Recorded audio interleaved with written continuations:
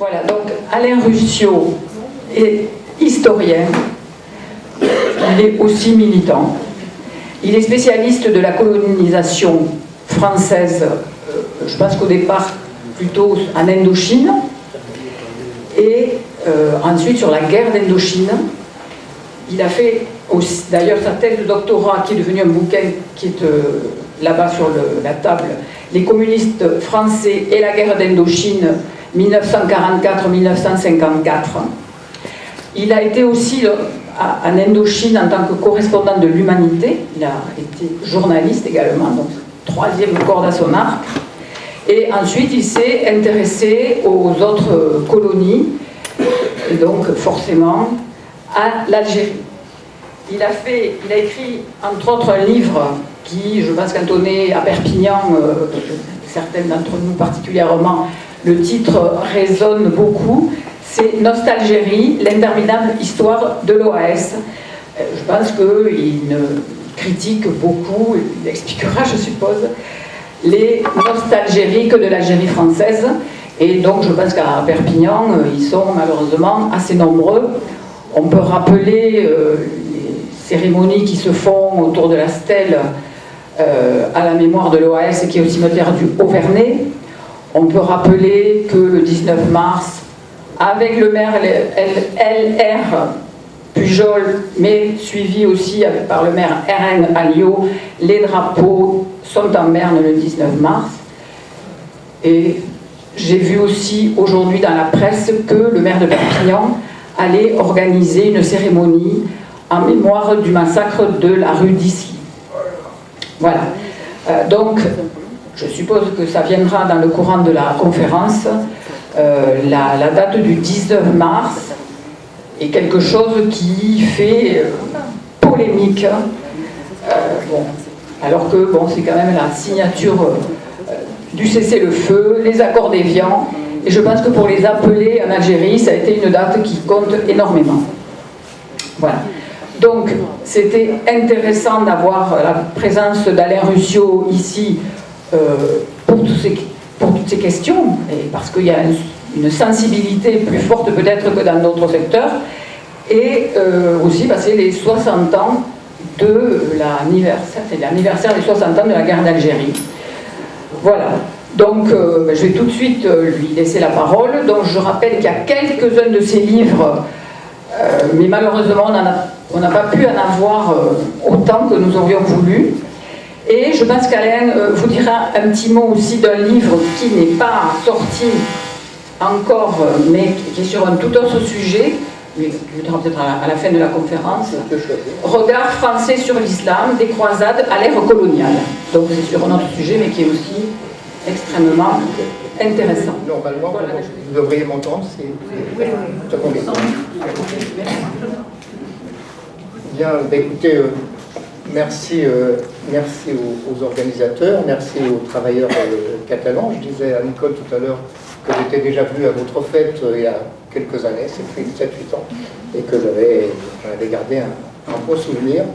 Et j'ai un autre souvenir pour notre belle ville, c'est mes rencontres avec l'équipe de l'Institut Jean Vigo, puisque j'ai eu la chance de les rencontrer à plusieurs reprises, et en particulier j'étais ami, c'est peut-être un bien grand mot, en tout cas assez lié à Marcel Homs, que vous avez tous connu et que nous regrettons tous. Voilà, donc je vais commencer par un paradoxe. La guerre d'Algérie n'a pas duré 7 ans. La guerre d'Algérie a duré 132 ans. Évidemment, je vais expliquer. Il est habituel en histoire de remonter le temps. On ne pourrait pas comprendre l'attitude du peuple français lorsqu'il a pris la Bastille le 14 juillet 1789, on ne pourra pas le comprendre si on ne connaissait pas les fondements de la société féodale, des inégalités, des trois ordres, etc. Donc en histoire en général, on essaye, quand on est de bonnes méthodes, de remonter dans le temps pour expliquer les racines. Et donc ma première affirmation, c'est que la guerre d'Algérie a commencé le 14 juin 1830, à 4 h du matin, oui, je suis précis, lorsque le premier soldat français a posé le pied sur le sol de l'Algérie. Elle a commencé le 5 juillet 1830, lorsque les colonnes armées françaises sont arrivées jusqu'à Alger, qu'elles ont obtenu la capitulation du Dey d'Alger. Elle a commencé en 1836, et je vais vous citer un premier auteur qui est totalement aujourd'hui oublié, qui se trouve, qui avait normalement deux qualités pour être conservateur ou réactionnaire, et qui ne l'était pas. D'abord parce qu'il était officier, armée française, et deuxièmement parce qu'il était noble. On ne va pas faire d'ostracisme anti-noble ici. Il s'appelait Edmond Pélissier de Reynaud, il était officier de l'armée française, et il était un des seuls officiers français qui ait essayé de comprendre d'emblée la société algérienne, et il a dit la chose suivante, donc nous sommes en 1836, « Respectons ce peuple », donc citation, « faute de quoi nous perdrions l'Algérie. Ce serait entre eux et nous, entre le peuple algérien et nous, une guerre incessante où la France dépenserait son sang et son argent, et au final, un abandon, tôt ou tard, de cette terre. » 1836. Elle a commencé, cette guerre d'Algérie, quand la France républicaine, et en l'occurrence celle du Front populaire, a jeté en prison le leader messaliste, le leader charismatique Messali Hadj. Elle a commencé au printemps 1945, lorsque l'armée française et les colons ont tiré sur les Algériens insurgés, je vous rappelle les massacres du Constantinois. Donc voilà, on pourrait continuer jusqu'à la veille de 1954, elle a commencé à 1000 reprises. Donc. Je vous rappelle donc que il y a deux particularités dans cette présence française en Algérie. D'abord que c'était la plus longue domination coloniale française, mais à part bien sûr les îles à sucre de la traite négrière, avec les statuts qui ont évolué bien sûr, mais en tout cas au sens de la présence coloniale au sens strict, c'était la plus longue puisqu'elle a duré 132 ans. En comparaison, la présence française en Indochine a duré à peu près un siècle, la présence française au Maroc a duré 44 ans, et la présence française en Tunisie a duré 75 ans. Donc première particularité, 132 ans, 132 ans c'est 5 générations, avec bien sûr l'ancrage progressif et très profond dans les mentalités françaises de cette vérité d'évidence à l'époque, l'Algérie c'est la France. C'est évidemment les guillemets nécessaires. Deuxième particularité, c'est que c'était une colonie de peuplement. Dès les origines, on connaît les textes du maréchal, à l'époque il était d'ailleurs général Bugeaud, qui a appelé les Français à venir coloniser. Je vous rappelle que le mot colonisation a deux sens. Il y a d'une part la domination d'un pays sur un autre, avec le drapeau, avec ses gendarmes, avec ses tribunaux, etc., mais également colonisation des terres. C'était l'objectif premier, et donc immédiatement, peut-être pas en 1830, parce que la résistance, je vous en parlerai, a été dure, mais en tout cas dès le 1834, 35, 36, la colonisation au sens d'accaparement des terres, et donc éviction des précédents propriétaires, a commencé. Donc cette conquête française, n'oubliez pas une chose, c'est que 1830, on est peu de temps après la fin du Premier Empire, donc la grande armée de Napoléon, 1815, Waterloo. Donc il y a encore dans l'armée française qui va conquérir l'Algérie des éléments qui étaient ceux de la grande armée, donc des gens, des baroudeurs, des gens très habitués à l'armée. Et donc il va y avoir donc ce corps expéditionnaire. Il faut qu'on s'imagine, à l'époque de la marine à voile, hein, le corps expéditionnaire français va être de l'ordre de 35 000 personnes, 35 000 militaires qui vont arriver progressivement sur le sol algérien et qui vont se voir offrir une résistance. La résistance personnifiée par l'émir Abdelkader a duré 17 ans. Donc 17 ans pendant lesquels le peuple algérien, alors bien sûr il y avait également des combattants du côté algérien, mais du point de vue des armements c'était absolument incommensurable. Donc grâce à la résistance de l'émir Abdelkader, il va y avoir donc cette levée de boucliers, mais parallèlement bien sûr toute la population algérienne va énormément subir, et donc la première marque du colonialisme français en Algérie va être une marque véritablement destruction des hommes au terme de la première, peut-être pas les premiers 17 ans, mais en tout cas les 3 ou 4 premières décennies de la présence française en Algérie. La population algérienne a été éliminée de l'ordre du quart de la population. Ce qui ne veut pas dire que tous ont été tués dans les combats, mais que beaucoup ont été tués bien sûr dans les combats, y compris des populations civiles, beaucoup de populations civiles, mais également le déracinement dont je viens de vous parler, les paysans algériens, les fellahs comme on dit, qui étaient dépossédés de leurs terres, évidemment ils n'avaient plus de possibilité de cultiver ces terres, de se nourrir, et donc ils ont été extrêmement évincés. Et donc, ajouter à cela les maladies. On a parlé tout à l'heure de l'aspect sanitaire de la présence française, mais la toute première période est une période absolument catastrophique. Sachez par exemple que le choléra qui n'existait pas sur le territoire africain a été importé, pas volontairement, je ne dis pas qu'il y avait une volonté de destruction, mais en tout cas involontairement sans aucun doute, le choléra a été importé par les premiers colons français qui eux-mêmes l'avaient attrapé malheureusement pour eux en France ou en Espagne. D'ailleurs, il y avait beaucoup dès ce moment d'un certain nombre de colons espagnols. Donc voilà, le premier bilan, il est celui-ci. Bilan effrayant pour les populations.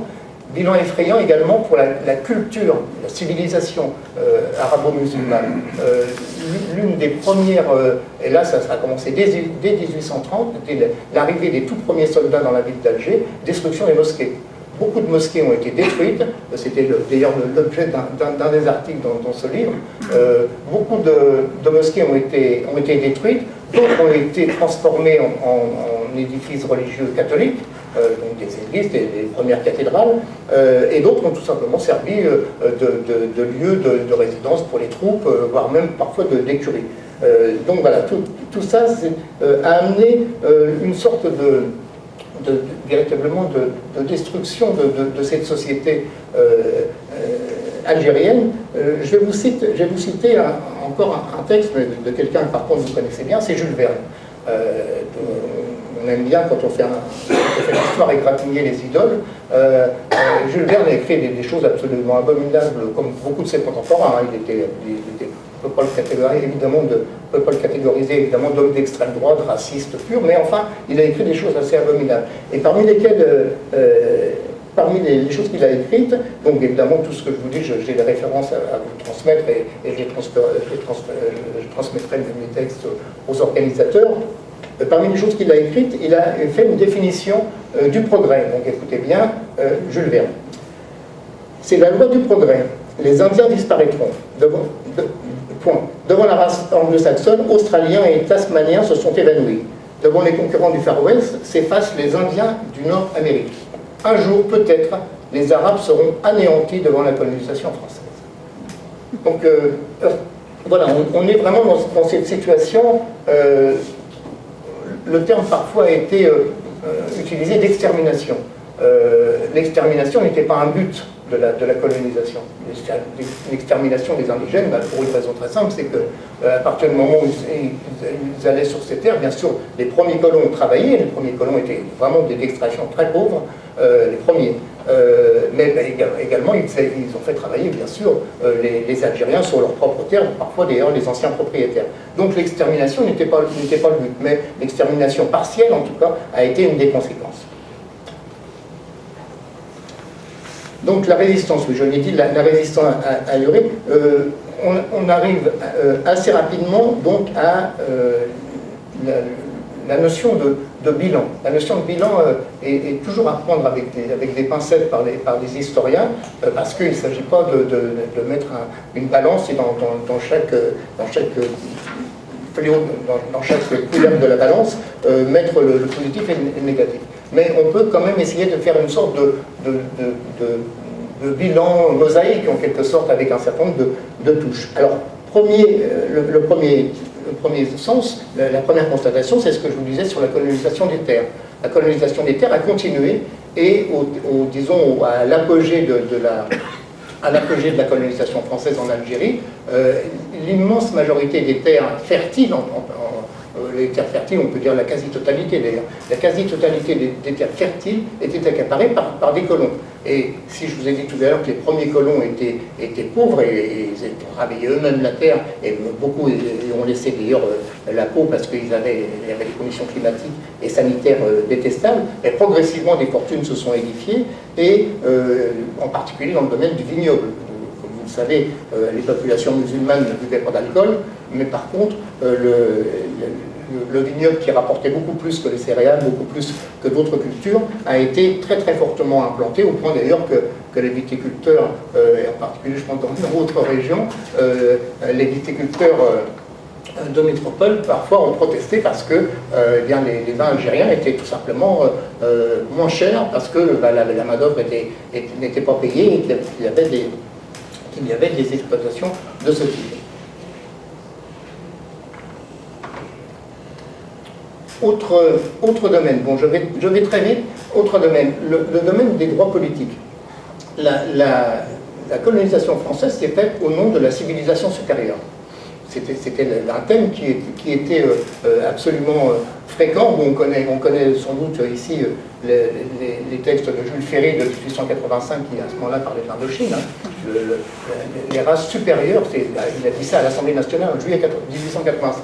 Les races supérieures ont le droit et le devoir de civiliser les races inférieures.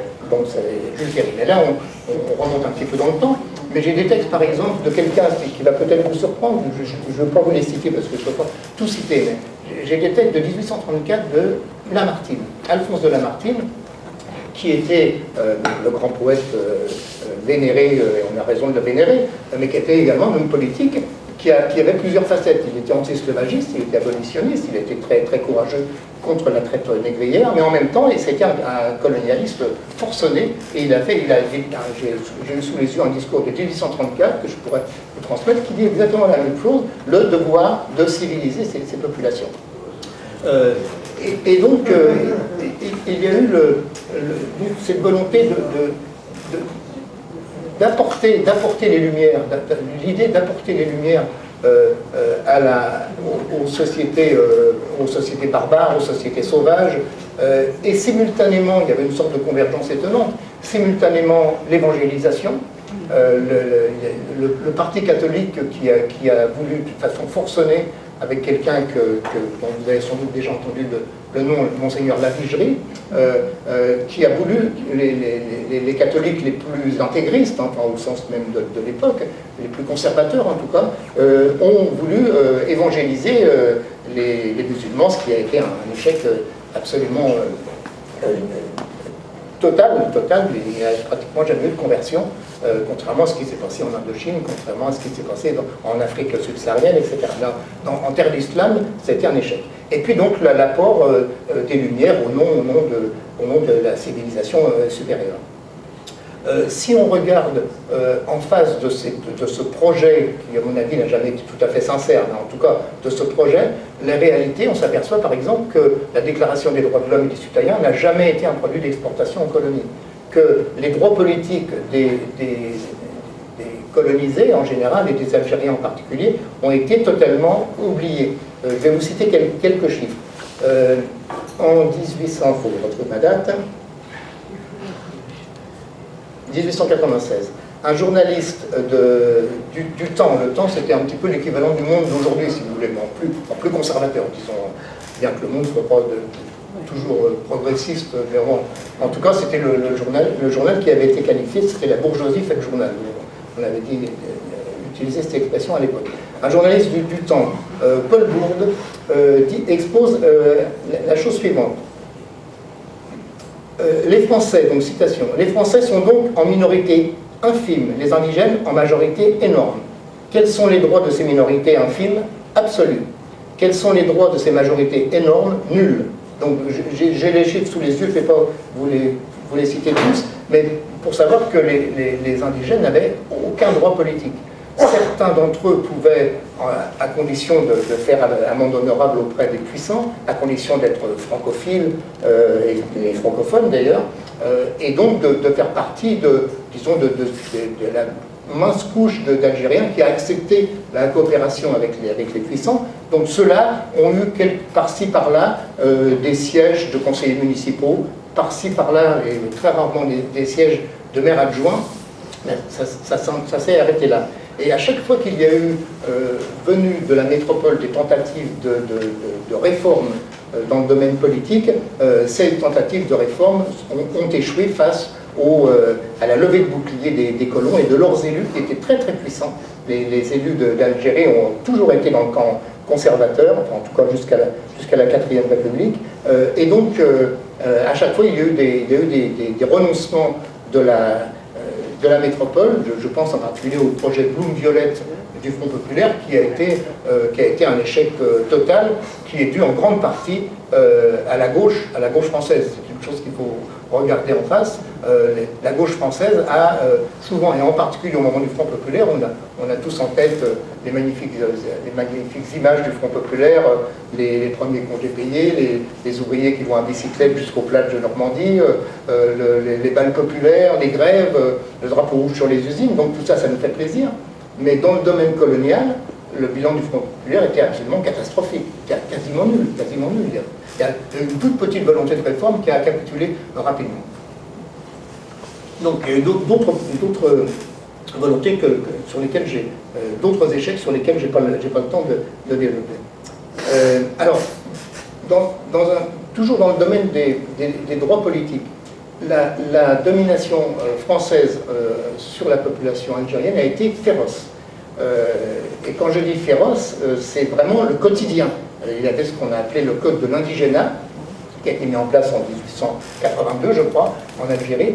Le code de l'indigénat, c'était le fait pour un responsable français, un maire, un adjoint, un conseiller municipal, un administrateur, qui avait la possibilité de condamner à la prison sans aucune autre forme de procès, un indigène. Donc le code de l'indigénat s'est exercé pendant toute la période. Et puis, on va monter d'un grade encore j'allais employer un gros mot, dans l'horreur, à savoir les condamnations à mort. Vous avez tous entendu parler, j'imagine, du film de nos frères blessés qui vient d'être programmé, et qui parle de l'exécution de Fernand Yveton. Fernand Yveton, qui était un militant communiste algérien, qui a été décapité, on pourra en parler dans la discussion si vous voulez. Mais la guillotine en Algérie a été presque immédiatement implantée, immédiatement après la conquête. Regardez, si vous avez ça dans votre bibliothèque, les choses vues de Victor Hugo. Regardez en 1842, je n'ai plus la date exacte, mais je pourrais vous la transmettre. En 1842, Victor Hugo décrit, alors il n'était pas présent, mais il le décrit d'après des sources bien informées, d'une façon très précise, l'arrivée de la guillotine dans le port d'Alger. La guillotine arrive en 1842, on est 12 ans après la conquête. Hein, et la reddition d'Abdelkader, c'est 47. Donc on est en pleine première guerre d'Algérie. En 1942, la guillotine arrive en Algérie et elle sera utilisée dès 1843, la première fois. Et il y aura ensuite des centaines et des centaines d'exécutions avant la guerre d'Algérie. Pendant la guerre d'Algérie, il y en a encore, malheureusement encore plus de 200 autres. Mais avant la guerre d'Algérie, des centaines d'exécutions. Et donc parfois même, il y a des exemples où les exécutions avaient lieu sans qu'il y ait crime de sang. Il pouvait y avoir par exemple un Algérien, on disait à l'époque le plus souvent un Arabe, qui avait par exemple tenté d'agresser une femme. On disait que forcément il était potentiellement violeur, donc il méritait la peine de mort. Il y a des exemples, j'en ai plein, d'exemples d'exécutions de ce type. Donc voilà, c'est pour les droits politiques. J'en viens à la scolarisation, autre aspect du bilan. Donc là, les choses sont simples. Il n'y a jamais eu d'effort systématique de scolarisation de la population indigène, avec les guillemets nécessaires, de la population indigène durant toute la période. Avec une petite exception, tout à fait à la fin, au moment de l'arrivée du général de Gaulle, je vous en parlerai. Et donc le bilan il est simple. Je disais tout à l'heure à Nicole que peut-être par masochisme, je suis allé visiter la maison des Français d'Algérie dans votre belle ville. Je ne sais pas si certains d'entre vous y sont allés. Ah oui, je vois des grimaces. Mais bon, moi j'y suis allé professionnellement, j'avais besoin de savoir. Les images de petits enfants arabes bien propres, bien coiffés, à côté de leurs petits camarades français qui sont tout heureux d'être sur les plans scolaires, c'est une fadaise totale.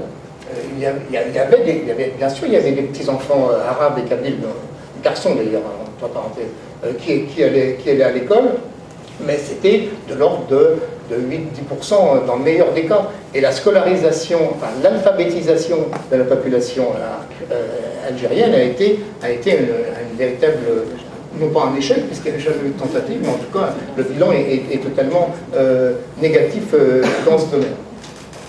Donc, j'ai quelques chiffres là. Oui, juste le bilan au terme de la colonisation. Des statistiques de 1951, donc on est après 121 années de présence française. 9 millions de musulmans à l'époque, il y a de gens qui ont véritablement été formés. 78 avocats sur 9 millions, 75 médecins, 36 pharmaciens, 11 dentistes, 16 sages-femmes, une vingtaine d'ingénieurs, dont 2 polytechniciens quand même, 2 conseillers à la cour, 4 des magistrats, etc. Et quelques centaines, heureusement quand même, d'instituteurs et de professeurs de secondaire, et également d'officiers qui en général vont au-delà du grade de lieutenant ou même dans le meilleur des cas capitaine. Donc voilà. Et dans les entreprises privées, toujours le chiffre de 1951, sur 18 000 cadres supérieurs de l'industrie en Algérie, 1322, soit 7%, étaient musulmans. Donc voilà, on est là véritablement dans le tableau. Dans le domaine de la santé, là aussi, ne pas tomber dans la caricature, le rôle des médecins de village a été extrêmement important, le rôle de l'Institut Pasteur a été extrêmement important, les vaccinations de masse ont eu lieu, ce qui d'un certain point de vue a permis, après le choc démographique dont je vous ai parlé, qui s'est à peu près achevé vers 1870, donc qui a permis ensuite, à partir de 1870, une croissance démographique réelle de la population musulmane, ce qui était mis en avant, bien sûr, par la propagande coloniale. Mais il ne faut pas oublier qu'en dehors de ces aspects positifs et spectaculaires, il y avait très peu de médecins du bled, de village. En 1956, il y a en Algérie un médecin pour 5250 habitants. En France, à l'époque, il y en a un pour 1000. Et pour la population rurale, c'est-à-dire là où habitait la majorité des musulmans, la proportion descend de 1 médecin à 14 000 habitants. Donc vous voyez, au terme de la colonisation, on est loin de l'Algérie heureuse Si vous voulez avoir une idée de l'état l'état général de misère de la population algérienne, bon, 2 critères. Le premier, c'est les migrations. Les plus grandes migrations. Pourquoi y a-t-il énormément d'Algériens qui viennent travailler en métropole à une époque où ils n'étaient pas citoyens, des sujets français, donc ils pouvaient venir assez librement en métropole? Pourquoi viennent-ils? Tout simplement parce que, justement, du fait de cet accroissement démographique, eh bien, les familles ne pouvaient plus vivre, et qu'un certain nombre d'entre eux, de l'ordre de 200 000 dans l'entre-deux-guerres, par exemple, 200 000 Algériens, qui étaient presque tous kabyles d'ailleurs, venaient en France pour travailler dans les usines, avec des salaires qui étaient très inférieurs à ceux des ouvriers français, mais qui étaient très supérieurs à ceux au revenu moyen d'un paysan algérien, si bien que ces gens-là qui vivaient souvent dans des taudis, dans des hôtels meublés, parfois dans des bidonvilles d'ailleurs, eh bien on voyait la moitié de leur salaire en Algérie, ce qui permettait à des familles de vivre. Le tableau que brosse par exemple Albert Camus dans Alger républicain en 1939, le titre lui-même c'est une série de reportages d'Alger républicain, le titre lui-même c'est Misère de la Kabylie. Misère de la Kabylie, et Albert Camus dit: j'ai vu des gens mourir de faim devant moi, j'ai vu des gens manger des racines pour pouvoir se nourrir. Ce n'était pas le cas de tous les paysans, ce n'était pas le cas de toutes les périodes, mais ça a existé, il faut en parler. Dans le domaine des relations humaines, le racisme a été consubstantiel à la présence française. Non seulement je dirais par adhésion de la population, mais je dirais par nécessité idéologique. Lorsqu'une population impose ses critères, ses valeurs à une autre, il faut qu'elle soit convaincue que la seconde population est inférieure. Et donc il faut que cette seconde population soit racialement dénoncée en quelque sorte. Et donc tout allait dans le même sens. André Violis, un nom que vous connaissez sans doute, André Oz, qui est une femme journaliste, une grande journaliste, qui, par parenthèse, a été membre du PCF dans les dernières années de sa vie. Mais elle écrit, je crois, en 1939, un livre qui s'appelle Tunisie, là ça se passe en Tunisie, vie de la Tunisie, enfin le titre, je ne l'ai pas en tête. Elle dit une chose à un nationaliste tunisien, elle lui dit mais vous réclamez l'indépendance, vous avez raison, elle était partisane de l'indépendance, mais est-ce que votre vie sera meilleure? Et le Tunisien lui répond, excusez-moi de l'expression, je recevrai peut-être toujours des coups de pied au cul, mais ce sera par des pieds tunisiens. Mais ça change beaucoup de choses, ça veut dire beaucoup de choses sur le mépris colonial.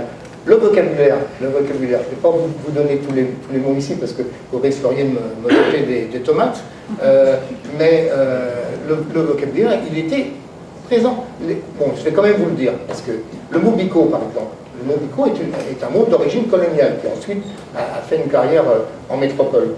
Mais si vous regardez par exemple l'écho d'Alger, regardez l'écho d'Alger, vous pouvez confirmer ce que je vous dis, puisque l'écho d'Alger est numérisé sur le net, sur le site de la Bibliothèque nationale. Je devrais le lien si l'écho d'Alger est entièrement numérisé. Moi j'ai fait une expérience très simple, j'ai tapé comme mot-clé Bico, et bien Bico apparaissait toutes les semaines, tous les 15 jours, je ne sais pas, mais enfin c'était vraiment du vocabulaire de tous les jours. Le mot bougnoul est arrivé plus tard. Bon, enfin, je ne vais pas vous faire un coup sur tous les... Quoi que j'ai un bouquin, le bouquin qui est exposé qui parle du vocabulaire raciste.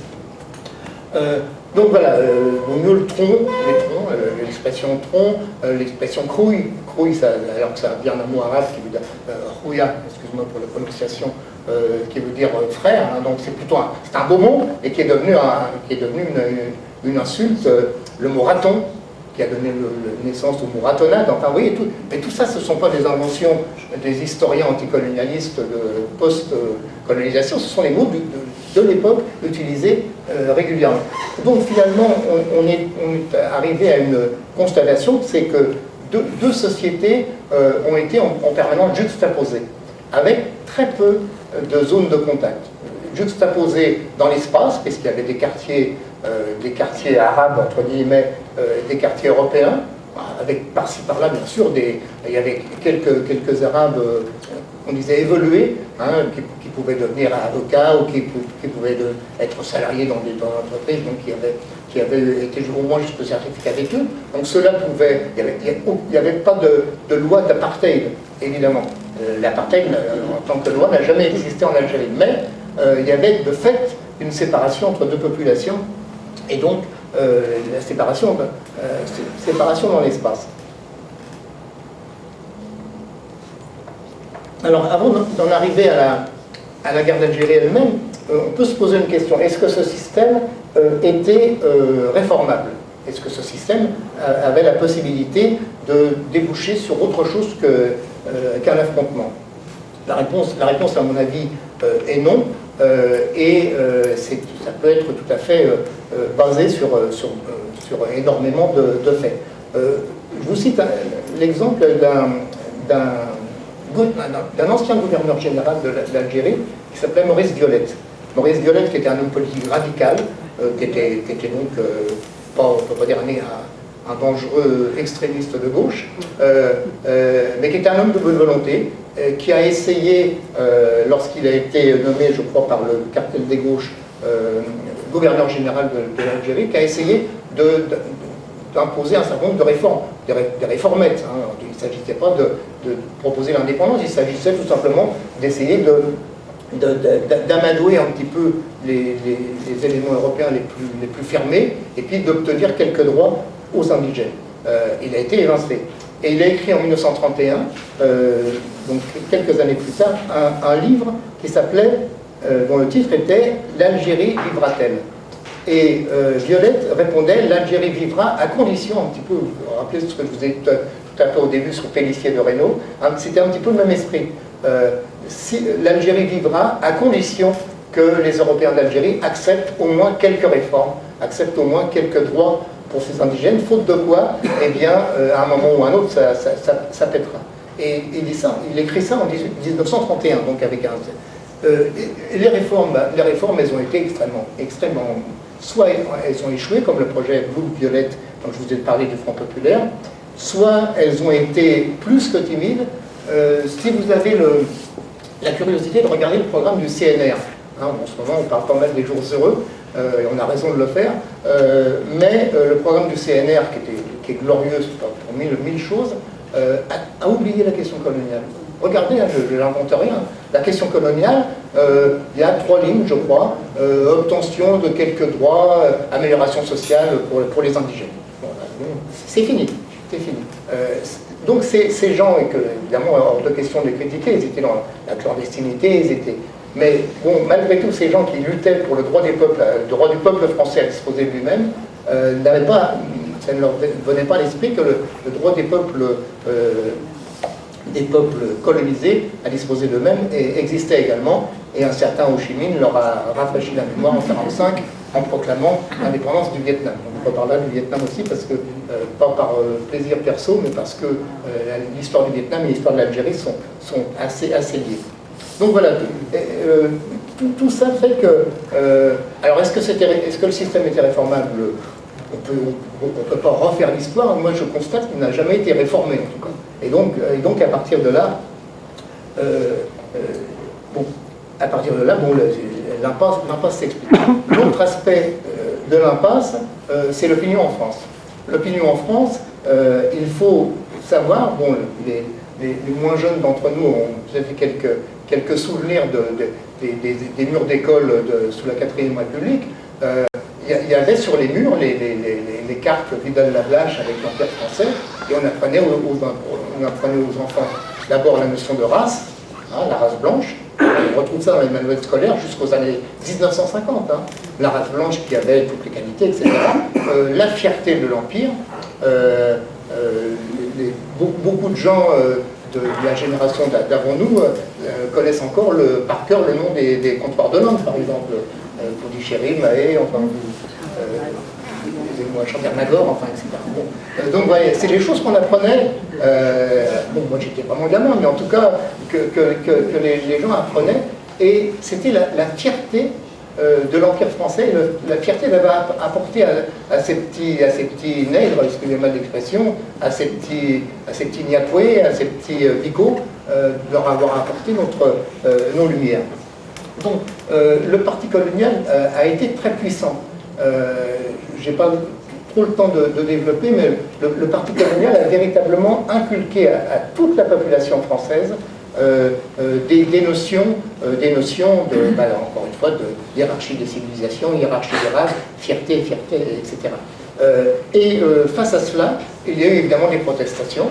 Bon, je vais très vite, avant 1914, Jaurès, le grand Jaurès, hein, qui était le seul socialiste. Par contre, tous les autres socialistes étaient quand même plutôt timides dans la protestation anticoloniale. Jaurès, les anarchistes, le mouvement libertaire a été très l'assiette au beurre. Si certains d'entre vous dans l'ancien numéro de l'assiette au beurre chez eux, vous verrez qu'il y a des caricatures féroces contre la colonisation. Dans l'entre-deux-guerres, le PCF, avant tout, mais avec ses limites, dont j'ai traité dans un bouquin avec ses limites et parfois ses revirements, mais ça sera l'objet sans doute d'une discussion. On n'a pas le temps trop de développer ici. Quelques grands intellectuels, André Gide pour l'Afrique subsaharienne, Malraux pour l'Indochine, André E. Violis, Albert Camus, après je vous parlerai des limites de Camus pendant la guerre d'Algérie, Aragon qui a écrit des poèmes absolument magnifiques de dénonciation du colonialisme, Romain Rolland, Henri Barbus, enfin voilà des noms de gens. Mais une fois qu'on a dit ces grands noms et qu'on est fier qu'il y a eu ces protestations, on se dit que c'était des voix qui ont crié dans le désert. Face au rouleau compresseur de de la propagande coloniale, ces gens-là ont été littéralement absorbés par la propagande.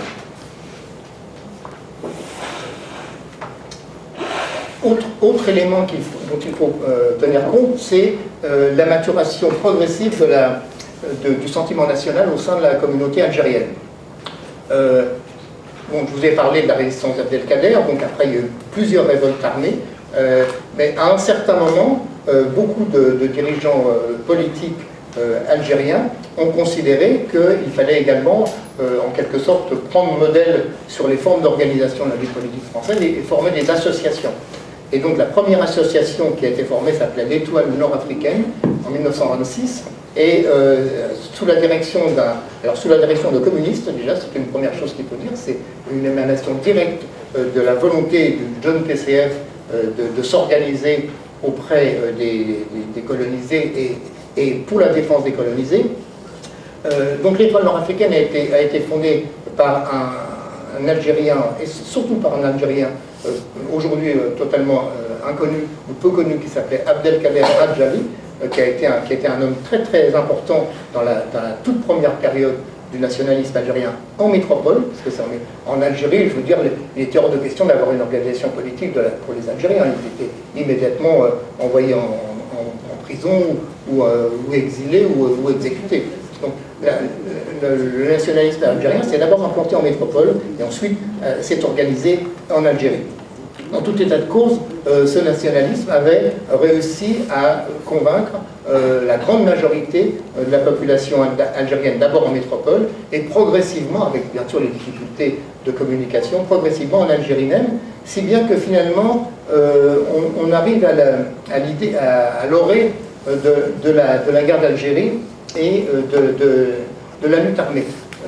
La lutte armée s'est imposée au sein du nationalisme algérien pour deux raisons principales. La première raison, c'est les massacres de Constantinople de 1945, dont je vous ai parlé.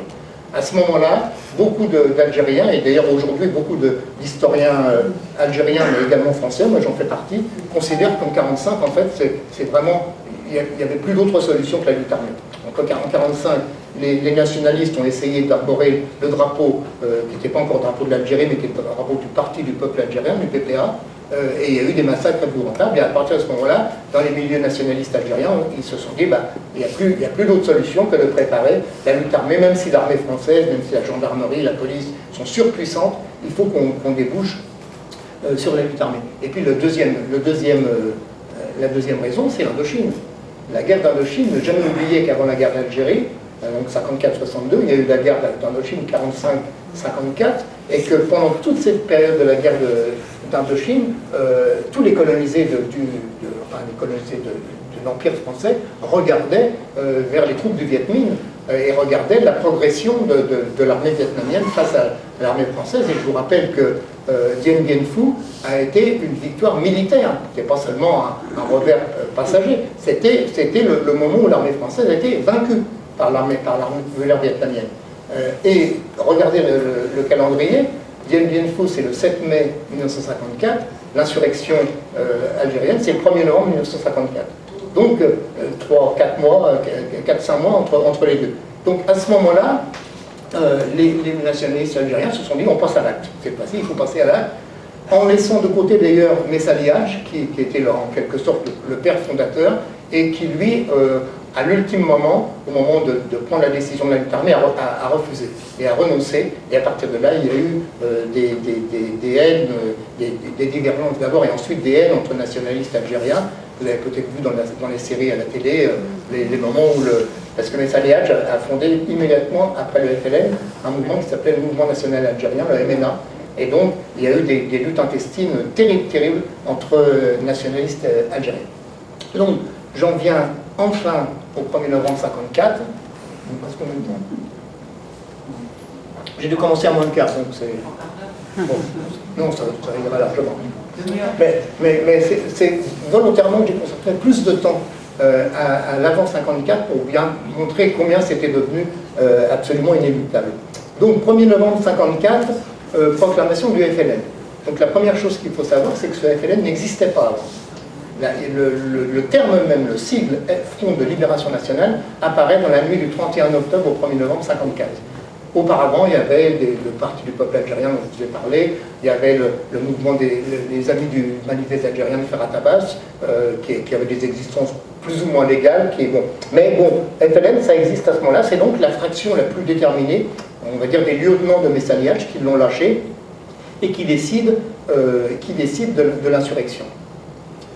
L'insurrection, elle, contrairement à ce qu'écrivent enfin pas tous, ce qu'écrivent certains historiens algériens, l'histoire officielle, l'insurrection n'a pas été immédiatement l'insurrection de tout le peuple algérien. Ce n'est pas vrai.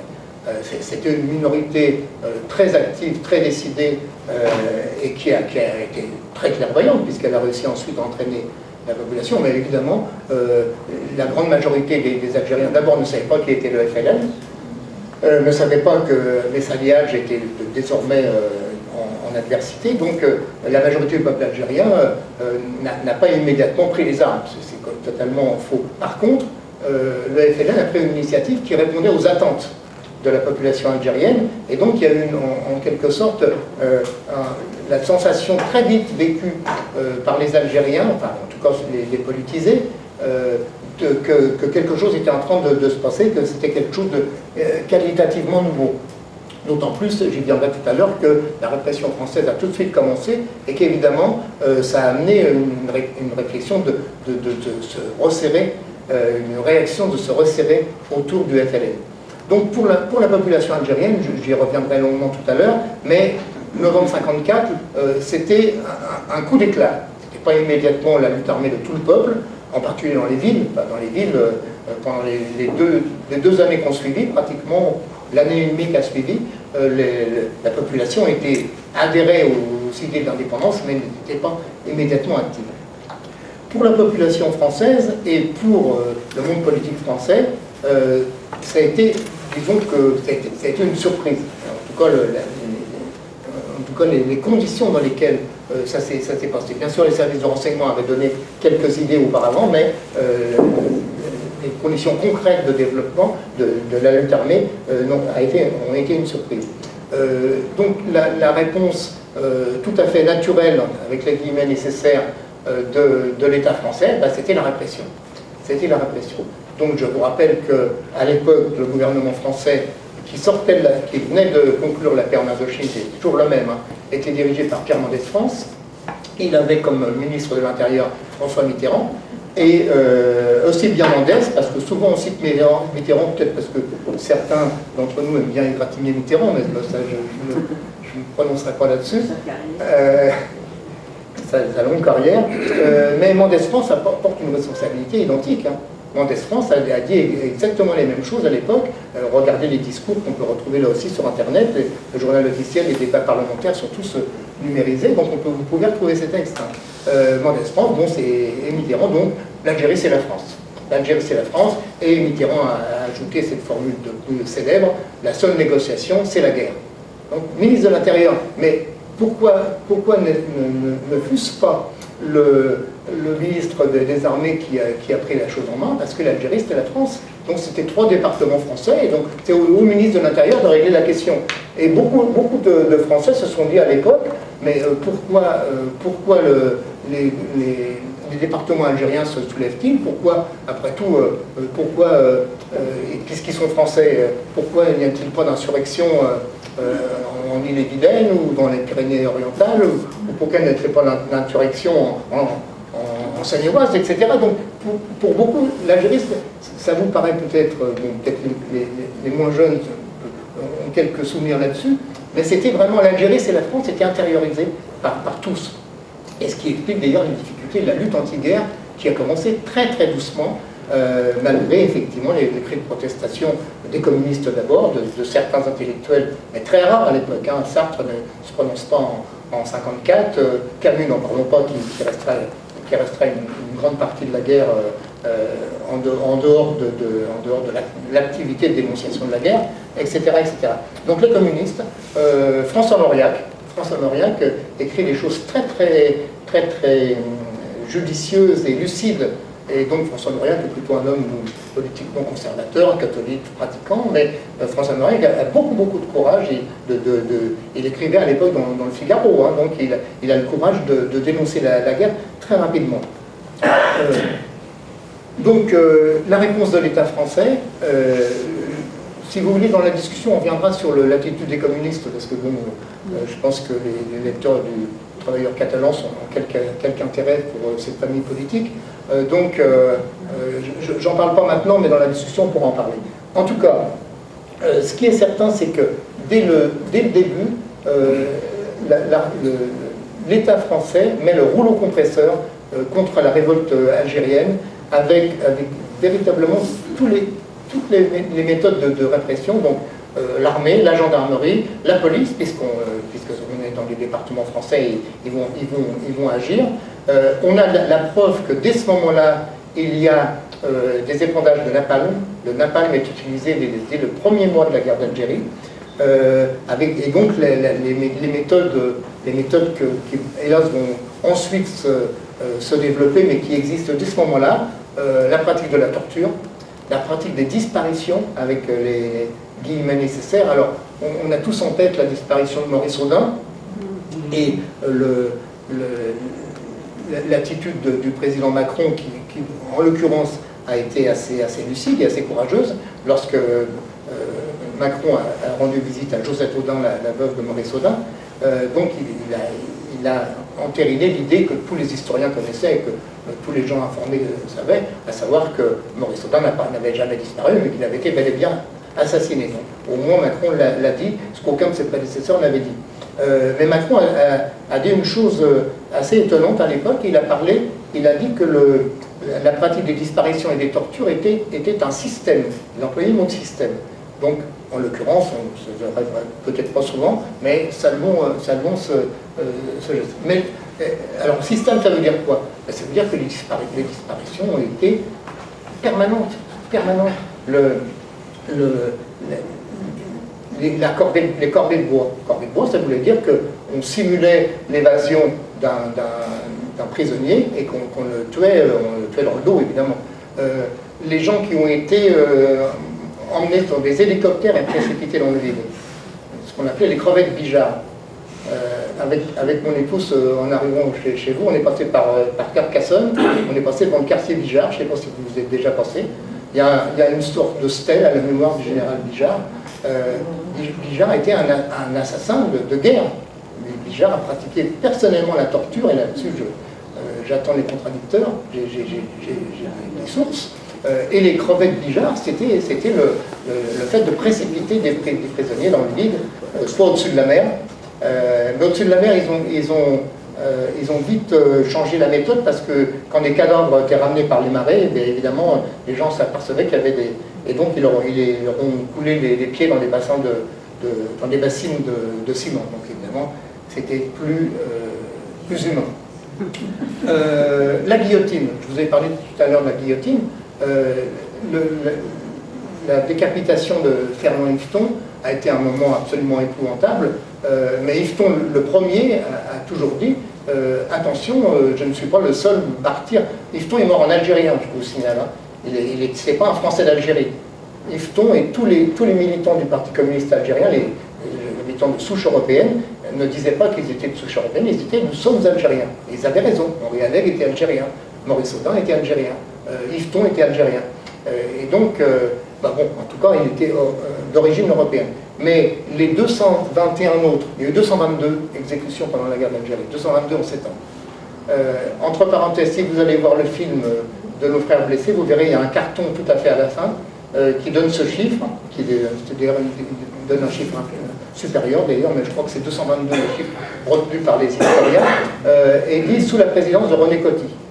C'est faux, c'est sous la présidence de René Coty et de Charles de Gaulle. Il y a eu des exécutions en aussi grand nombre sous la 4e et sous la 5e République. Donc ne pas oublier Charles de Gaulle.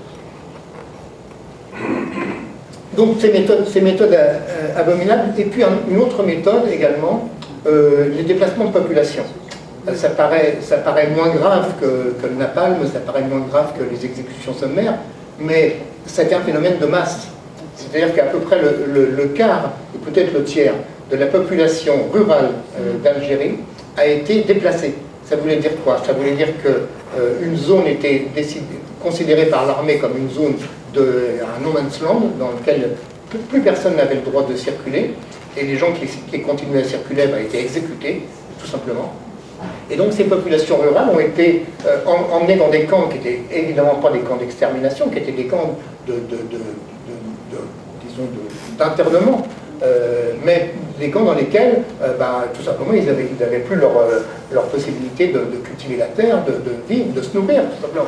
Donc la surmortalité a été énorme. On pense qu'il y a eu de l'ordre de 200 000 personnes qui sont mortes de faim ou de malnutrition ou de manque de soins dans ces camps, et en particulier une surmortalité infantile absolument abominable.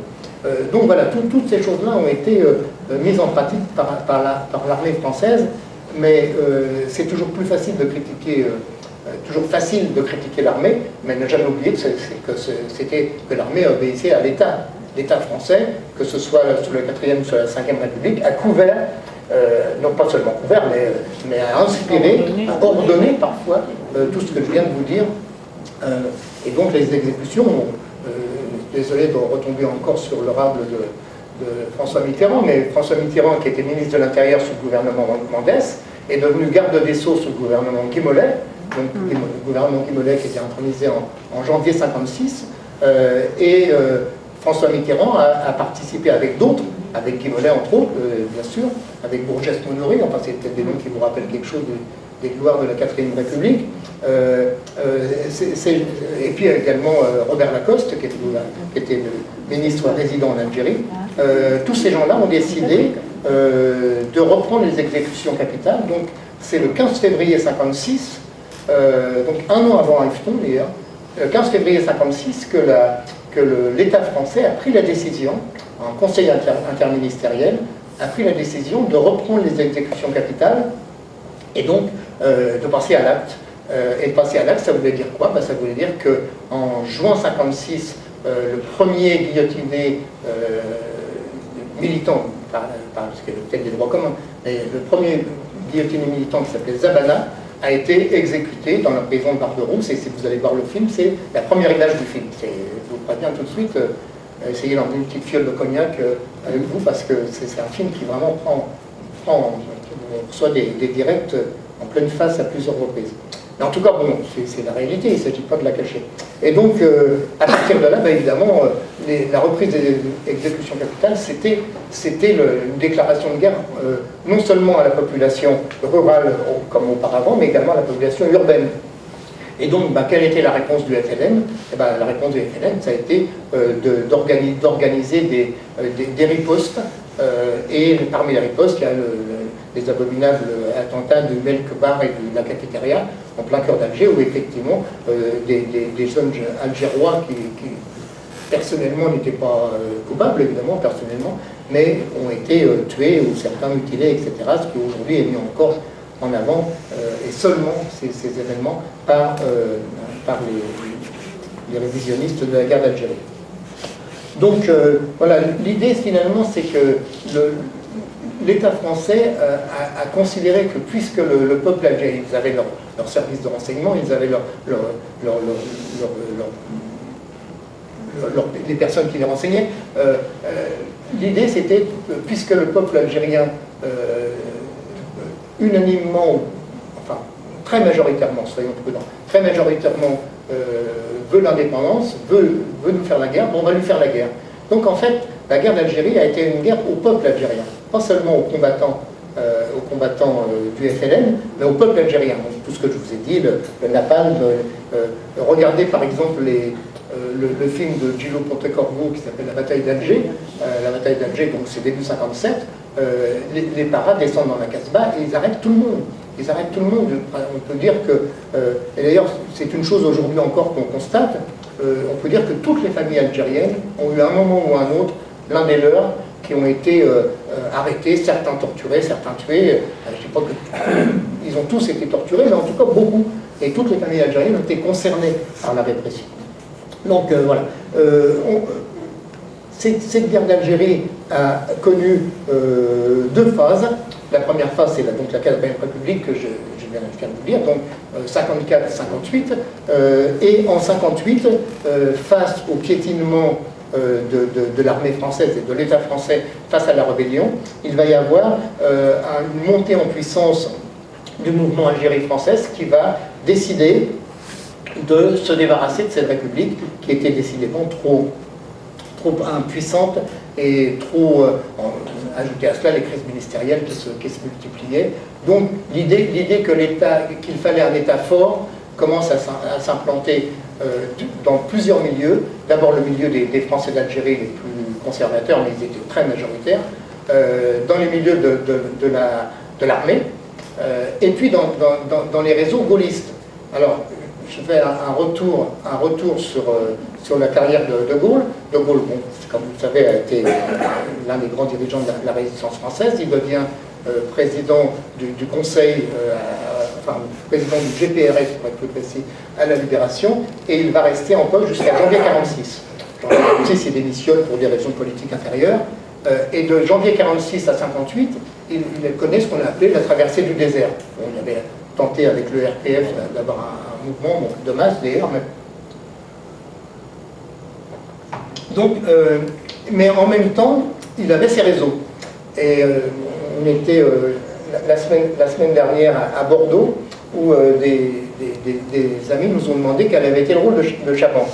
Chaban-Delmas était ministre des Armées, ministre de la Défense nationale, à l'intérieur du dernier gouvernement de la 4e, je crois que c'était Bourges-Nouri ou Fumelin peut-être.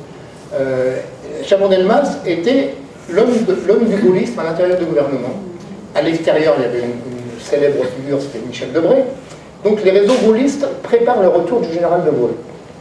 Et ils vont envoyer un certain nombre d'émissaires à Alger, parmi lesquels par exemple Lucien Levert, qui a eu ensuite des engagements plus glorieux, puisque c'était le père de la pilule. Mais en tout cas, à ce moment-là, il fait partie des factieux. Et donc, les réseaux gaullistes, les réseaux Algérie française, des Pieds Noirs, et les réseaux revanchards de l'armée vont s'allier pour essayer de faire ce qui s'est appelé par la suite un coup d'État démocratique. Pourquoi coup d'État démocratique? Parce que ça commence comme un coup d'État.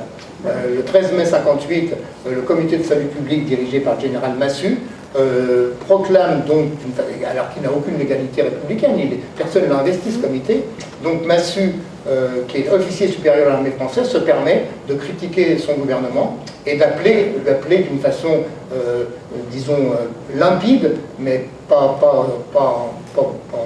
directe, le général de Gaulle. Et donc les réseaux, ces trois groupements vont progressivement mettre en place un plan, un véritable plan qui va s'appeler Résurrection. Et là-dessus, on a beaucoup de documentation. Et le plan Résurrection, c'est quoi? C'est le fait que des parachutistes sont prêts à sauter sur Paris et prendre d'assaut l'Assemblée nationale si cette Assemblée nationale n'intronise pas le général de Gaulle. De Gaulle arrive, offre de nouveau sa personne à la France, et donc il va y avoir l'éditorialiste de l'autorité de l'époque qui s'appelait Pierre Courtade dira le général de Gaulle a été investi par X députés et par X milliers de parachutistes. Et en fait c'est un putsch démocratique. C'est un putsch démocratique, il n'y a pas d'autre mot. Mais évidemment, les députés, le groupe communiste est très fort à l'époque, le groupe communiste va voter contre, une partie de la droite va voter pour, et ce qui va déterminer l'intronisation de Gaulle, c'est le fait que le groupe socialiste va se couper en deux. Guy Mollet va voter pour le général de Gaulle, et va devenir d'ailleurs, je vous signale, ministre d'État dans le premier cabinet de Gaulle. Il y a des socialistes dans le premier cabinet de Gaulle. Et l'autre minorité, avec Daniel Magnère, des gens comme ça, vont voter contre de Gaulle, mais ça sera suffisant pour que de Gaulle soit officiellement et démocratiquement investi. Alors, on pose souvent, moi là j'ai taillé un petit costume à De Gaulle et puis après je crois que personne ne sera mécontent.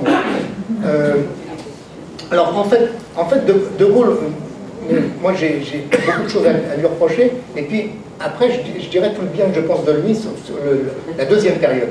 Mais la première période, on nous dit souvent De Gaulle, dès qu'il arrive en 58, savait déjà qu'il y aurait l'indépendance en Algérie. C'est faux. De Gaulle est un partisan de l'Algérie française en mai 58, lorsqu'il est intronisé. Mais il est partisan d'une Algérie française modernisée. Et d'un certain point de vue, avec des droits sociaux et démocratiques pour la population algérienne, rappelez-vous son discours, je vous ai compris, le 4 juin 58 sur la place du Forum à Alger. Le 4 juin 58, De Gaulle dit « Je vous ai compris ». Les pieds noirs applaudissent, ils disent « Ah, il nous a compris, donc il va nous garder l'Algérie française ». Et tout de suite après, il dit « Il n'y a ici que des Français à part entière ». Et donc il commence à avancer l'idée que les musulmans pourraient avoir, pour la première fois de l'histoire coloniale, pourraient avoir le droit de vote. Et il va l'appliquer. Il va l'appliquer. Bon, sachant très bien que c'était des votes truqués, mais bon, en tout cas, il commence. Et en même temps, il commence. Alors, il va crier vive l'Algérie française, hein, Mostaganem, le 6 ou le 7 juin 58. Et l'autre chose qui me fait penser qu'il était absolument décidé, les deux autres choses qui me font penser qu'il était absolument décidé à faire, à garder l'Algérie à la France, c'est d'abord le fait qu'il met en place le plan Chal. Chal, C-H-A-2-L-E, c'était le général en chef de l'armée française à l'époque. Et le plan Chal va être un véritable rouleau compresseur contre les maquisards. Et tous les témoins algériens de la guerre de libération, qui étaient du côté maquisard, disent qu'ils ont connu leur pire période à ce moment-là. De Gaulle a vraiment voulu éradiquer, et il a réussi en partie, éradiquer la résistance armée dans les djebels, comme il disait. Donc je vais très vite. Et la deuxième chose, c'est le plan de Constantine. En octobre 58, De Gaulle met en place le plan de Constantine, qui est un plan de modernisation accéléré de l'Algérie. Donc il va y avoir en particulier un effort de scolarisation, il va y avoir un effort d'industrialisation, ce qui prouve que bon, les milliards qui ont été injectés dans l'économie algérienne montrent qu'à ce moment-là, De Gaulle considère qu'il va un petit peu, excusez-moi l'expression, fermer le clapet des pieds noirs réactionnaires, mais en même temps, il décide de moderniser cette Algérie de manière à pouvoir toujours l'ancrer à la France et que ce soit une Algérie française rénovée en quelque sorte.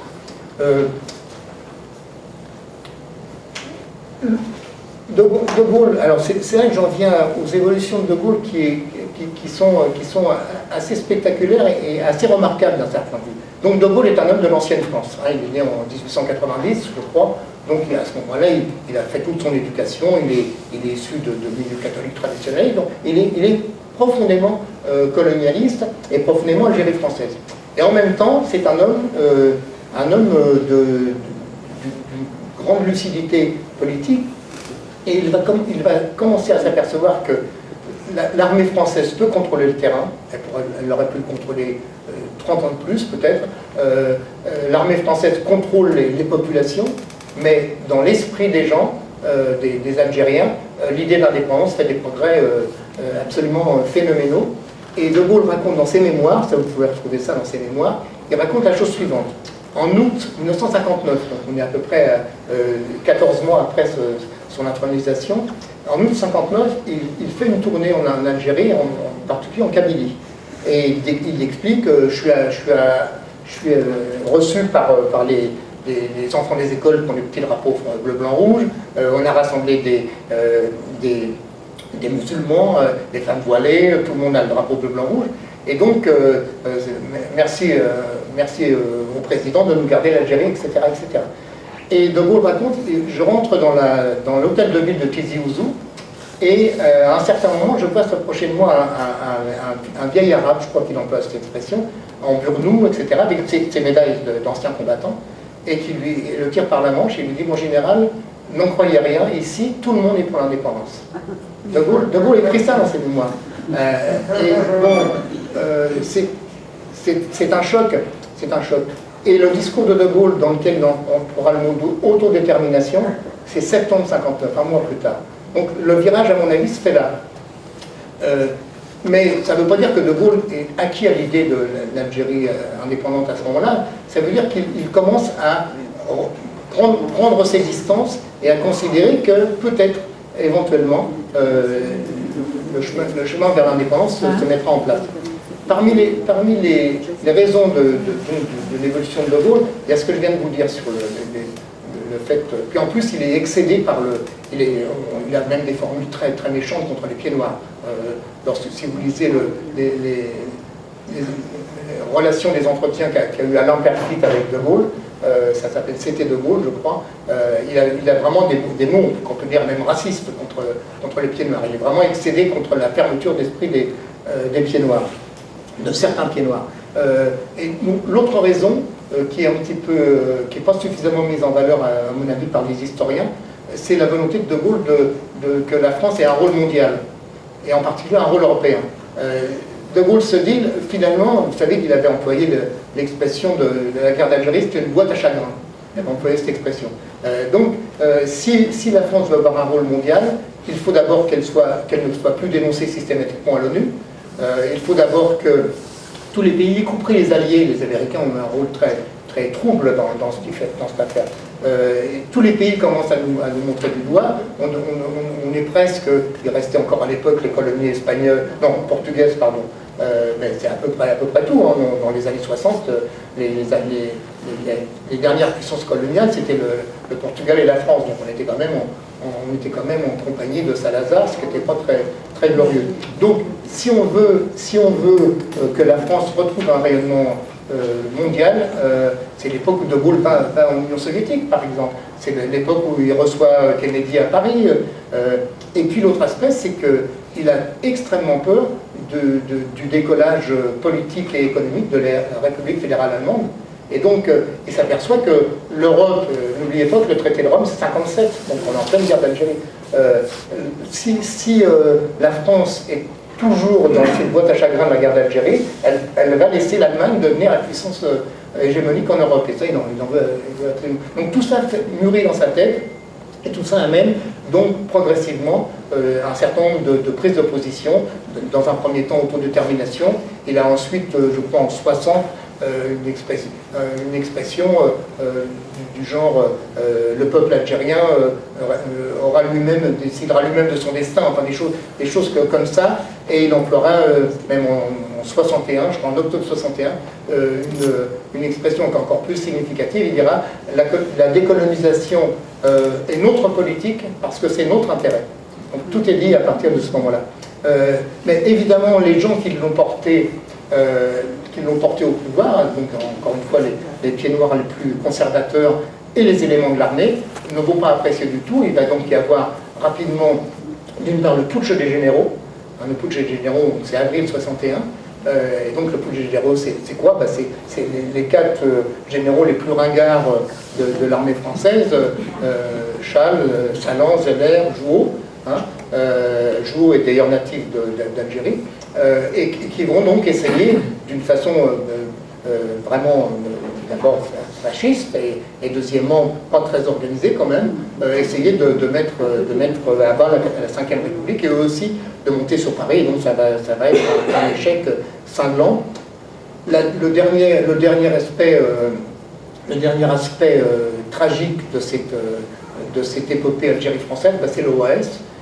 L'organisation armée secrète, qui est fondée, je vous le rappelle, en territoire madrilène, en territoire espagnol. Salan emmène avec lui un certain nombre de gens pour créer l'OAS à Madrid, donc en février 61.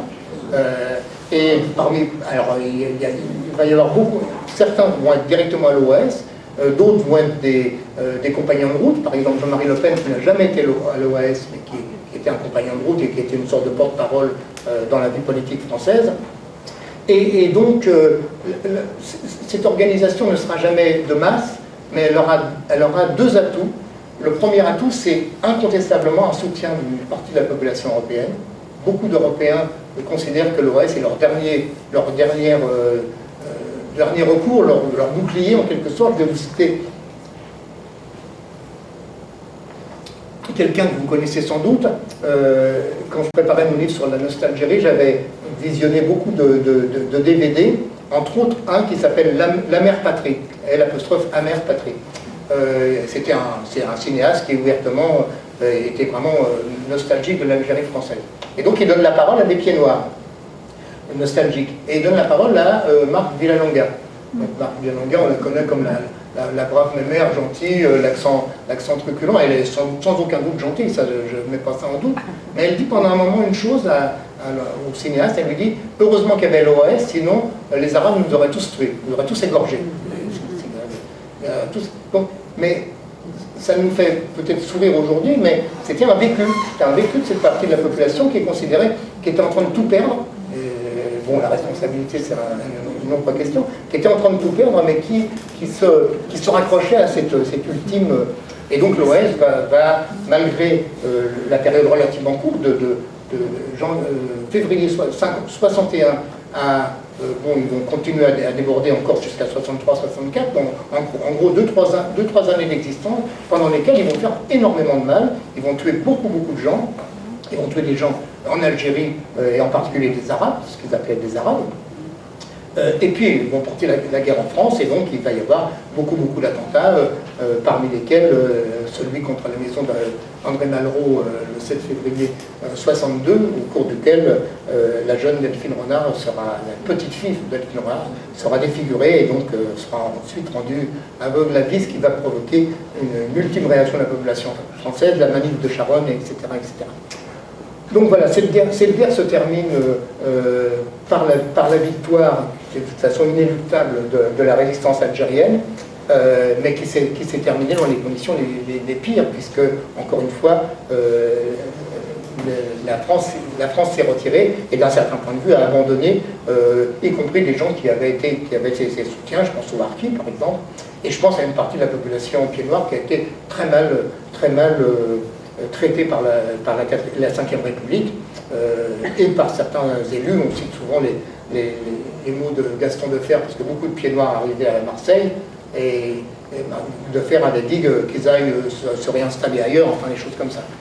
Donc voilà, tout ça pour vous dire que cette guerre d'Algérie qui a marqué la société française, donc ça je ne vous apprends rien, tous les responsables français jusqu'à François Hollande, non pas jusqu'à François Hollande, jusqu'à Jacques Chirac, pardon, ont été des acteurs de la guerre d'Algérie, de petits acteurs, mais en tout cas, Giscard était un acteur, je vous en parlerai si vous voulez, parce qu'il avait quand même plus que les sympathies pour l'OAS. Pompidou a été le chef de cabinet de Gaulle jusqu'à la fin.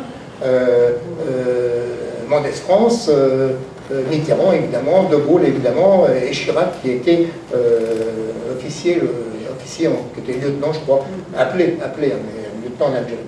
Donc voilà, et aujourd'hui, je crois que c'est dans le rapport Stora que ce chiffre est avancé, mais il ne l'a pas découvert, on le savait déjà, il y a à peu près 7 millions de Français qui sont directement liés à l'histoire de l'Algérie.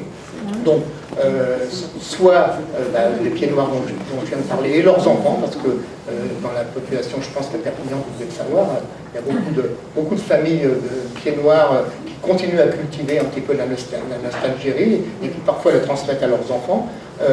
Et puis, bien sûr, les migrants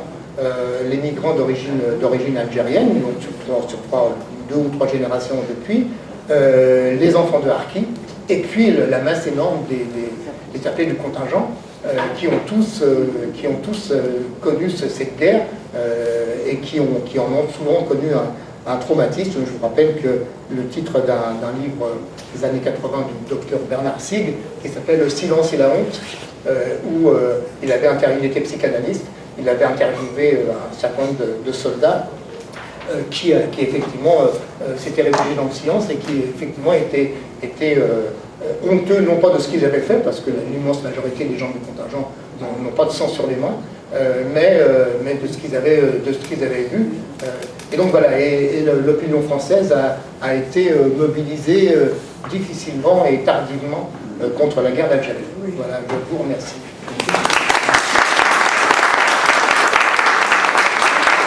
Oui, bonjour, merci beaucoup. J'ai juste une toute petite question. Vous évoquez les Européens d'Algérie. Est-ce que vous pouvez indiquer la proportion des Français et des autres Européens? Pour compléter, si on parlait de la communauté juive, oui. Parce que c'est quand même un élément important de cette société, j'allais dire d'Afrique du Nord. Et non, en juillet 1939 à Alger, absolument lyrique, décrit la complexité, les origines multiples et la complexité de la société algérienne.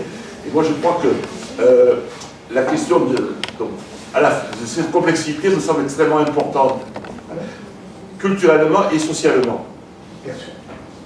Moi, je dis toujours les Européens d'Algérie, parce qu'il y avait beaucoup de souches. D'ailleurs, dans le discours de Maurice Thorez dont vous parlez, il y fait référence. En fait, les premiers colons étaient effectivement des Français. Mais très vite, beaucoup de populations pauvres d'Europe du Sud, mais également du Nord, il y a les colons suisses, les colons allemands, les colons alsaciens aussi, qui est à l'époque où l'Alsace était en Allemagne, qui viennent également. Et beaucoup d'Espagnols. Par exemple, j'ai retrouvé beaucoup de Mallorcains. J'ai retrouvé par exemple une famille de colons Nadal, c'est peut-être des ancêtres du tennisman, qui se sont implantés. Il y avait un petit article qui avait été fait sur la famille Nadal, son implantation. Donc il va y avoir très vite donc une cohabitation et ensuite, bien sûr, des mariages entre diverses communautés. Ajouter à cela, mais par contre, je n'ai pas la date en tête, qu'à certains moments, les lois, parce qu'évidemment, l'État français avait la hantise de la différence démographique entre population française et population indigène, et donc à un certain moment, ils ont décidé qu'il y aurait des naturalisations en masse, beaucoup d'Espagnols. Bon, si vous regardez les noms des Européens d'Algérie dans leur année, par exemple, puisque l'Oran était face à l'Espagne, plus, il y a beaucoup de noms, il y a des Gomez, des González, etc. Il y avait les Italiens, qui étaient peut-être plus en Tunisie, mais qui sont... Et des Maltais, on parle Maurice Thorez parle des Maltais. Donc alors, oui, effectivement, alors la population juive, c'est très différent, parce que la population juive était implantée depuis des siècles, avant les conquêtes musulmanes, certaines. Donc, ils n'ont pas eu besoin d'être acceptés, puisqu'ils étaient déjà là. Et entre parenthèses, bon, je ne dis pas que c'était une cohabitation idyllique, mais avant la présence française, il y avait la communauté juive existait, elle vivait, elle s'exprimait, il y avait des synagogues, etc. Bon, ils étaient souvent objets de mépris, c'était souvent des populations pauvres et méprisées, mais bon, ils existaient. Ce qui a fait la différence avec la population française, c'est qu'à partir de 1870, la France, à partir de 1870, la France, qui justement cherchait à équilibrer démographiquement les deux populations, a naturalisé la totalité de la population juive par le décret Crémieux, le fameux décret Crémieux, qui, entre parenthèses, avait été aboli par le régime de Vichy en Algérie après. Donc, le décret Crémieux, c'était le fait que, tout simplement, il fallait que les Juifs se sentent plus proches d'une façon d'ailleurs de diviser les populations indigènes. Il fallait que les Juifs se sentent plus proches des Européens que des indigènes musulmans. Et donc, ils ont joué un grand rôle, y compris politique. D'ailleurs, il y avait des élus juifs assez nombreux. Il y avait, par exemple, dans le Parti communiste algérien, qui était un parti exceptionnel du point de vue de sa composition, c'est-à-dire qu'il y avait à parts égales des juifs, des Européens d'Algérie et des musulmans. Il y a beaucoup de musulmans dans le Parti communiste algérien, contrairement à ce qui est écrit par certains de mes collègues. Donc voilà, alors le discours de Maurice Thorez, là on en arrive à l'histoire du PCF. Moi je l'ai consacré à ça 640 pages, donc si vous voulez vous endormir ce soir, je vous conseille ce somnifère. Mais le discours de Maurice Thorez dont tu parles, c'est un discours effectivement qui est un discours qui est appelé le discours de la nation en formation. Donc les nationalistes le critiquent parce qu'ils disent on n'était pas en formation, on constituait déjà une nation. Je crois qu'ils ont raison, ils avaient raison. Et les partisans qui veulent défendre mordicus tous les faits et gestes du PCF disent non, mais ce qui compte, c'est qu'on avait déjà employé nation, même s'ils étaient en formation. Donc c'était un discours qui était un discours unificateur et partant bien sûr d'un bon sentiment qui était à l'opposé du racisme, mais qui en même temps était une sorte de calque de schéma métropolitain sur, et en particulier les schémas staliniens sur la nation, ce qui est stalinien n'étant pas une insulte. À l'époque, c'était le mode de pensée de tous les communistes. Hein. Donc l'idée qu'une nation pouvait être une sorte de melting pot, mais Thorez et les communistes de l'époque avaient oublié un petit détail, c'est qu'il y avait la barrière coloniale dont j'ai parlé, que les populations ne se mélangeaient pas et qu'il y avait en Algérie une population dominée et exploitée, une population dominante, pas au sens... ils n'étaient pas tous des riches, hein, attention, on est bien d'accord, tous les pieds noirs n'étaient pas riches, mais il y avait quand même cette barrière, et une grande partie des pieds noirs, en dehors des communistes, des militants syndicalistes, de quelques chrétiens, mais il y a beaucoup de chrétiens libéraux également, mais disons, l'immense majorité de la population européenne d'Algérie considérait qu'effectivement ils appartenaient à une élite. Merci pour votre conférence. Et vous avez démarré sans parler de ce qui restait de la domination turque. Qu'est-ce qui s'est passé avant que la France arrive? Parce que je rappelle que le Maroc n'a jamais été dans l'Empire ottoman. Donc ça allait jusqu'aux frontières du Maroc. C'était tout simplement une sorte de mise en place de gouverneurs ottomans qui étaient sur place, qui appliquaient les lois de l'Empire ottoman. On ne peut pas dire que c'était une forme de colonisation, puisqu'il y avait une sorte de cohabitation, et que, bien sûr, une partie des richesses de l'Algérie allait vers le cœur de l'Empire ottoman, mais d'une façon générale, c'était plus une cohabitation entre des gens qui étaient des administrateurs en quelque sorte, hein, dont le Dey d'Alger, qui était en quelque sorte, on peut traduire par gouverneur si vous voulez, c'est une sorte de gouverneur, et donc il y avait en Algérie et la population arabe et kabyle qui formait, alors là les collègues algériens sont divisés et les historiens français sont divisés aussi. Est-ce qu'ils formaient déjà une nation? Elle était en tout cas à ce moment-là déjà en formation, en tout cas en filigrane, quoi, puisque et c'est pas par hasard non plus que l'émir Abdelkader a réussi à lever des milliers de combattants et qu'il avait le soutien de la population. Donc le sentiment national se forgeait progressivement et il s'est accéléré avec la conquête française. Donc je ne peux pas vous en dire plus, je suis beaucoup moins pointu sur la période précoloniale. Il y a une question ici. Oui. J'espère qu'il y aura autre chose que le tout à l'heure. Oui, en fait, il y aurait une masse de questions, hein, puisque tu nous traces là 132 ans.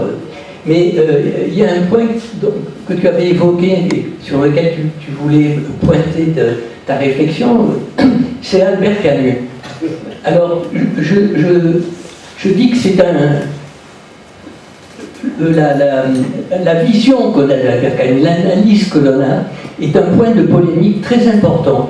J'en donne simplement le reflet. Dans le cadre de l'Association nationale des pieds noirs progressistes et leurs amis, donc je suis un ami et à l'origine de cette association, mais eh bien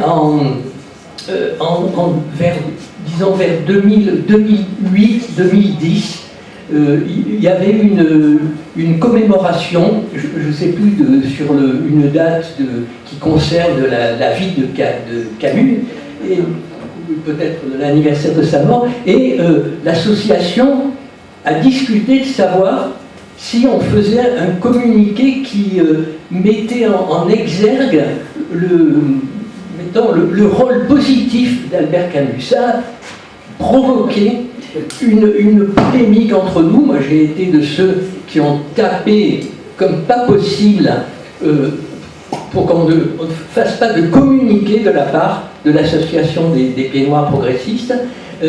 Mais ça a duré, je dirais, pendant 2 mois. On a échangé des analyses, des mails, des courriels, pour finalement renoncer, parce qu'il y avait entre nous un désaccord très important, et on a renoncé. Mais donc c'est un point de polémique. je trouve qu'il est important sur le plan historique. Alors, peut-être que vous pouvez nous en dire quelque chose. Je vous conseille de lire une nouvelle de Camus qui s'appelle L'Hôte, L''. C'est l'histoire d'un instituteur de village. Et dans un village, il y a un prisonnier.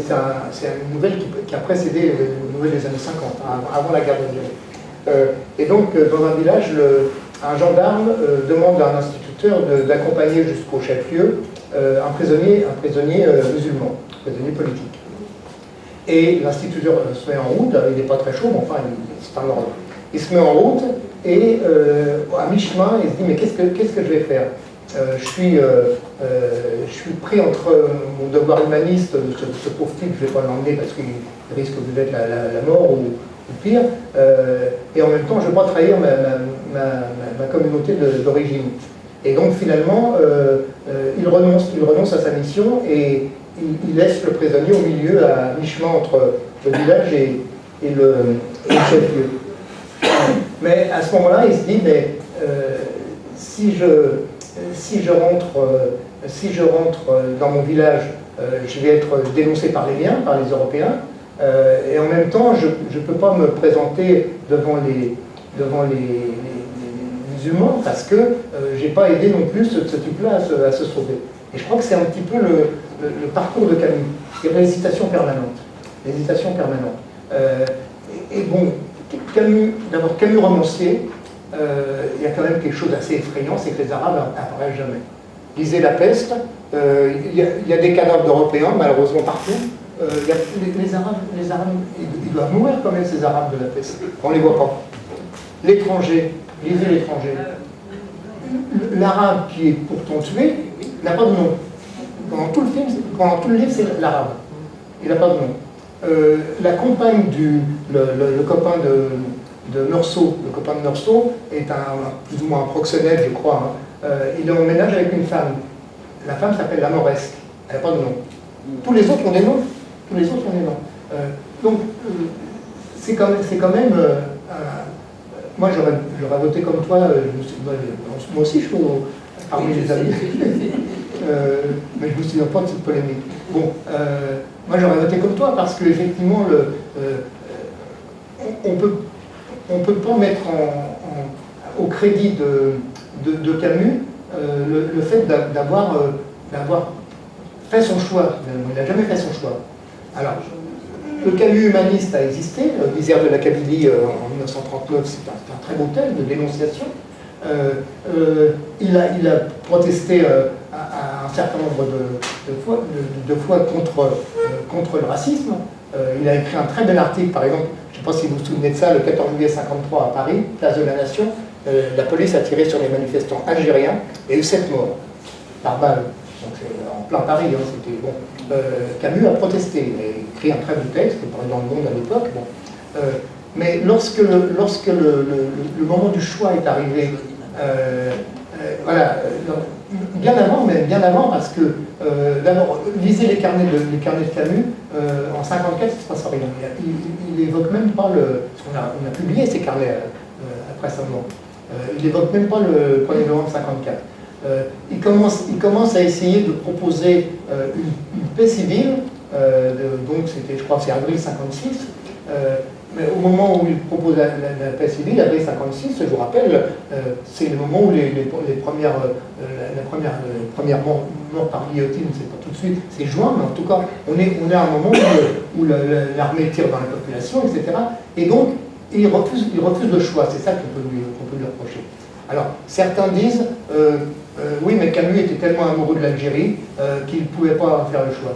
Mais moi, je vous citerai plein de Jean Sénac, Jean Pellegrini, Jules Roy qui était un homme de droite, il a même été vichiste, hein, qui était un officier supérieur, il était lieutenant-colonel. Jules Roy a eu un courage immense, bien supérieur à celui de Camus lorsqu'il a écrit son livre La guerre d'Algérie. Il a rompu avec sa communauté d'origine. Il a écrit dans l'Express, qui à l'époque était beaucoup plus à gauche qu'aujourd'hui, des textes de dénonciation de la répression. Et donc Camus d'abord, était totalement hostile à l'idée de l'indépendance de l'Algérie. C'était hors de son univers mental et intellectuel. Il était totalement hostile à l'idée même que ce pays puisse devenir... Il a écrit, hein, j'invente rien, il a écrit qu'il ne voulait pas que l'Algérie devienne indépendante. Bon, il est mort en janvier 60, donc pauvre, mais je pense qu'il n'aurait pas évolué autrement. Et puis bon, en 57, quand il reçoit le prix Nobel de littérature, il fait sa fameuse déclaration j'aime ma mère et la justice, mais entre ma mère et la justice, je choisirai ma mère. La mère, ça veut dire quoi? Ça veut dire l'Algérie à l'ancienne. Ça veut dire l'Algérie qui resterait sous emprise française, rénover tout ce que vous voulez, moins raciste. Il n'était pas raciste du tout, ça, là-dessus. Il n'était pas raciste, mais il était anti-indépendantiste. Et quand, par exemple, dans les textes de Camus de l'époque, vous ne trouvez jamais le mot guerre d'Algérie. Le mot guerre d'Algérie n'existe pas. Par contre, il parle de la guerre de Hongrie, pour dénoncer l'intervention soviétique en Hongrie, qui était, on peut la critiquer, on était détestable tant que vous voulez, mais ce n'était pas une guerre. C'était une agression contre une population qui a duré un mois, mais bon, il ne parle pas de la guerre d'Algérie. Il fait un livre en 1957, il s'appelle Réflexion sur la guillotine, dans lequel il n'évoque jamais les Algériens, et en particulier Yveton. Il dit oui, un ouvrier communiste a été guillotiné. Il ne cite même pas son nom. Il a toujours refusé les engagements que d'autres ont pris. Bon, j'ai cité les Pieds Noirs, mais bon, les Sartre, les Mauriac, qui était beaucoup plus en politique, qui était beaucoup plus conservateur que Camus, a dit des choses beaucoup plus intelligentes et sensées et protestataires que Camus. Donc on aurait noté pareil. Merci quand même pour votre intervention, votre conférence. Je vous connaissais parce que j'avais lu quelques ouvrages qui font autorité sur le sujet.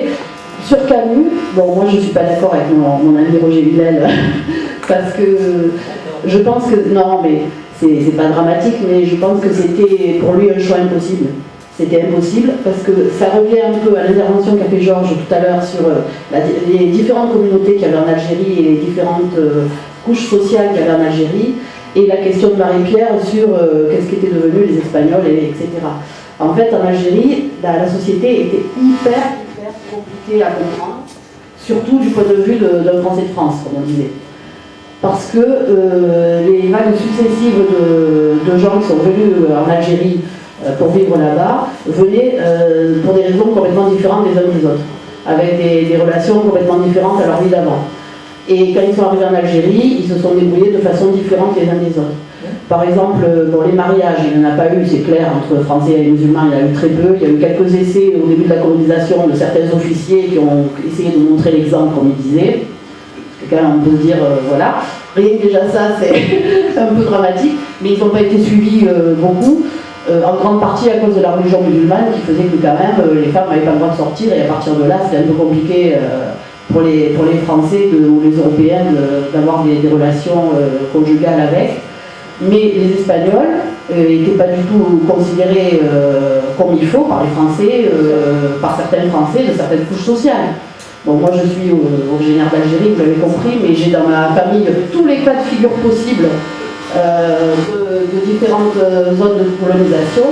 Les Espagnols sont venus, la première chose qu'ils ont fait, c'est demander la nationalité française, parce qu'ils voulaient absolument pas, enfin en tous les cas c'était dans ma famille, ce qu'on m'a rapporté sur plusieurs générations. Ils sont arrivés en Algérie très tôt, en 1858, et il y en avait déjà en Algérie, des Espagnols qui étaient déjà en Algérie, de ma famille. Ils ont demandé tout de suite la nationalité. Ouais, je vais parler fort. Ils ont demandé tout de suite la nationalité française parce qu'ils refusaient de garder une nationalité d'un pays qui ne les avait pas nourris.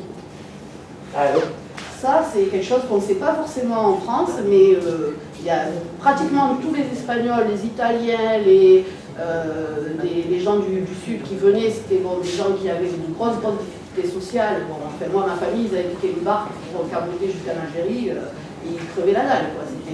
Et ils ont demandé la nationalité le plus vite possible parce qu'ils ne voulaient pas rester espagnols, ils ne voulaient pas garder la nationalité espagnole d'un pays qui ne les avait pas nourris. Ça, c'est un truc. Les Allemands, vous ne l'avez pas dit, mais c'est assez rigolo, leur histoire, c'est qu'en fait, ils étaient partis pour l'Amérique, on a détourné leur bateau parce qu'il fallait peupler l'Algérie. Je veux dire, les pauvres, ça a dû leur faire un choc quand même, parce que le niveau du climat, ça a dû être un peu difficile pour eux. Mais voilà, l'histoire de la colonisation de l'Algérie, c'est super intéressant. Enfin, moi, je me suis intéressée depuis pas longtemps parce que je suis à la retraite maintenant et que j'ai le temps, mais c'est intéressant. Et Camus, il est le fruit de ça. Camus, il est fils de Mahonnais, d'origine mahonaise, vous l'avez dit. Enfin, on disait Mahonnais, c'était Mahon, donc la capitale de Minorque. Ouais, voilà, de Minorque. Sa mère était complètement illettrée. Bon, il était vraiment dans une classe sociale très pauvre. Pas du tout pareil que Jules Roy, qui était quand même... Et oui, mais c'est hyper important. En Algérie, tous les Français d'Algérie, enfin tous les Européens, on va dire, d'Algérie, n'étaient pas du tout issus des mêmes classes sociales. Et il y avait des grosses luttes entre eux. Des grosses luttes. Donc ça explique que Camus, il n'a pas eu peut-être la même facilité que d'autres à choisir, parce que, il n'était pas pour l'indépendance, c'était le pendant de Ferhat Abbas pour les Algériens. C'est-à-dire une troisième voie, qui avait peut-être aucune chance politique de préexister, mais qui était une voie éventuellement possible, enfin dans les possibles, mais qui avait peut-être très peu de chance. Pour les raisons que vous avez données, vous avez donné toutes les raisons qui ont fait qu'il y a eu plein de choses manquées, de rendez-vous manqués entre la France et l'Algérie entre 1830 et 1962 qui ont fait que la France est partie, voilà. Mais voilà, je pense que Camus, il a été toute sa vie trimballé entre ces deux choses. Et sa mère est restée d'ailleurs en Algérie après l'indépendance. Elle n'a pas voulu rentrer en France, même si lui, il habitait déjà en France et il avait voulu la faire revenir, elle n'a pas voulu. Elle n'a pas voulu, elle voulait rester en Algérie. Bon alors voilà, moi Camus c'est quand même utile. J'ai vu encore à Alger, en ville. Mais oui, mais la guerre, elle s'est déplacée quoi. En 1954, les gens ils vivaient à Alger de façon tout à fait normale, jusqu'en 1956 de façon tout à fait normale. D'ailleurs, le premier tué, c'est un Français de France, c'est un instituteur français de France. Oui, voilà, le pauvre, il venait à peine d'arriver, il s'est fait tuer dans un attentat. Bon, voilà. Mais bon, une question quand même. Alors d'accord. Mais je relance pas, c'est pas pour ouvrir un débat. non, mais allez-y, pour répondre. Je n'ai pas une question nouvelle, j'ai une observation. C'est la maltraitance, on ne parle jamais, on parle de l'armée française, mais on ne parle pas de l'armée des appelés. Ils n'étaient pas programmés pour tuer les appelés, contrairement à une armée de cette souffrance-là, elle n'est pas prise en compte par les historiens, peut-être par manque de données. Non. J'ai lu Raphaël Branche qui parle de la souffrance après, parce qu'il y a eu la souffrance avant, pendant et après. Avant, parce que tu attendais le souci, c'était la partie en Algérie. Pendant tout ce que tu as subi, ce que tu as été amené à faire, il faudra qu'on s'y penche là-dessus, parce que ça a été dramatique. Et après, socialement, les mecs étaient foutus. Combien il y a eu de mecs qui ont été... Tous les mecs qui sont revenus d'Algérie, après, je parle, ont été marqués dans leur vie. Il y a eu des silences sur la vie d'après. La vie après, après. Voilà, donc moi j'aimerais qu'on se parle. Alors, c'est vrai que peut-être qu'on manque de données. Parce que d'abord, les militaires, les appelés, n'ont pas parlé. Il n'y a pas eu personne. Il y a Branche l'a fait parler, 60 ans après. Non. Bon, les militaires appelés n'en parlaient pas d'ailleurs.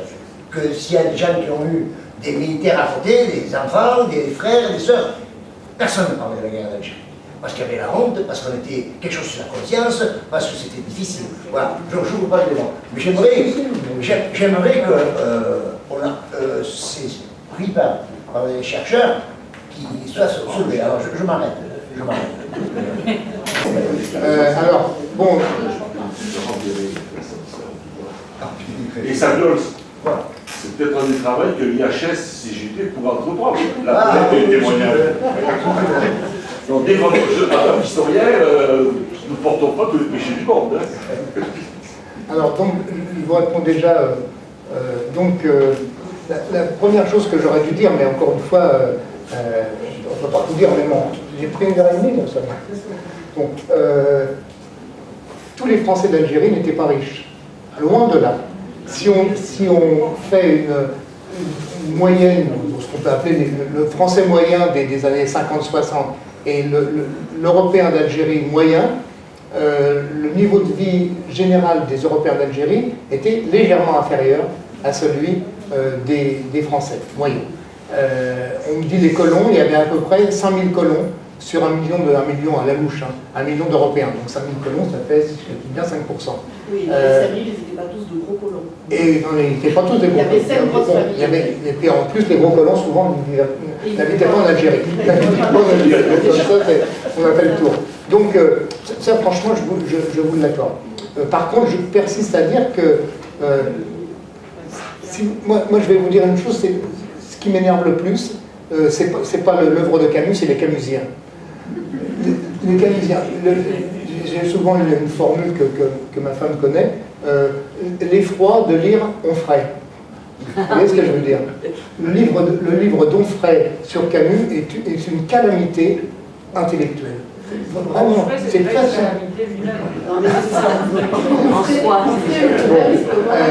mais cette façon d'exalter Camus et de dénoncer Sartre, déjà, excusez-moi, moi, mes amours, ils vont à Jean-Paul Sartre avant Camus. Bon, et puis cette façon un petit peu qu'on retrouve partout. Camus, si seulement on avait écouté Camus. Si seulement on avait écouté Camus, d'abord les patriotes algériens ne se seraient jamais révoltés. Ils auraient attendu qu'un jour la France coloniale daigne leur accorder quelques droits. Donc, est-ce que vous dites sur son courage? Oui, mais je reviens à Jules Roy. Je trouve même que ses mérites étaient encore supérieurs parce que c'était un fils de colon. Il était donc plutôt de classe aisée, il a connu une enfance dorée. Jean Pellegrini, qui était un fils de colon, un petit colon, je crois, Jean Sénac, grand poète assassiné.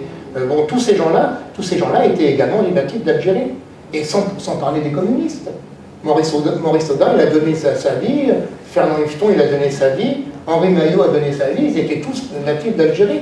Donc tout le monde n'était pas forcément un héros, mais au moins Camus qui vivait quand même dans cette société, parce que, bon, vous dites qu'il était pauvre, mais il allait à l'école, il avait chez lui l'eau courante, l'électricité, comme tous les pieds noirs, même les plus modestes.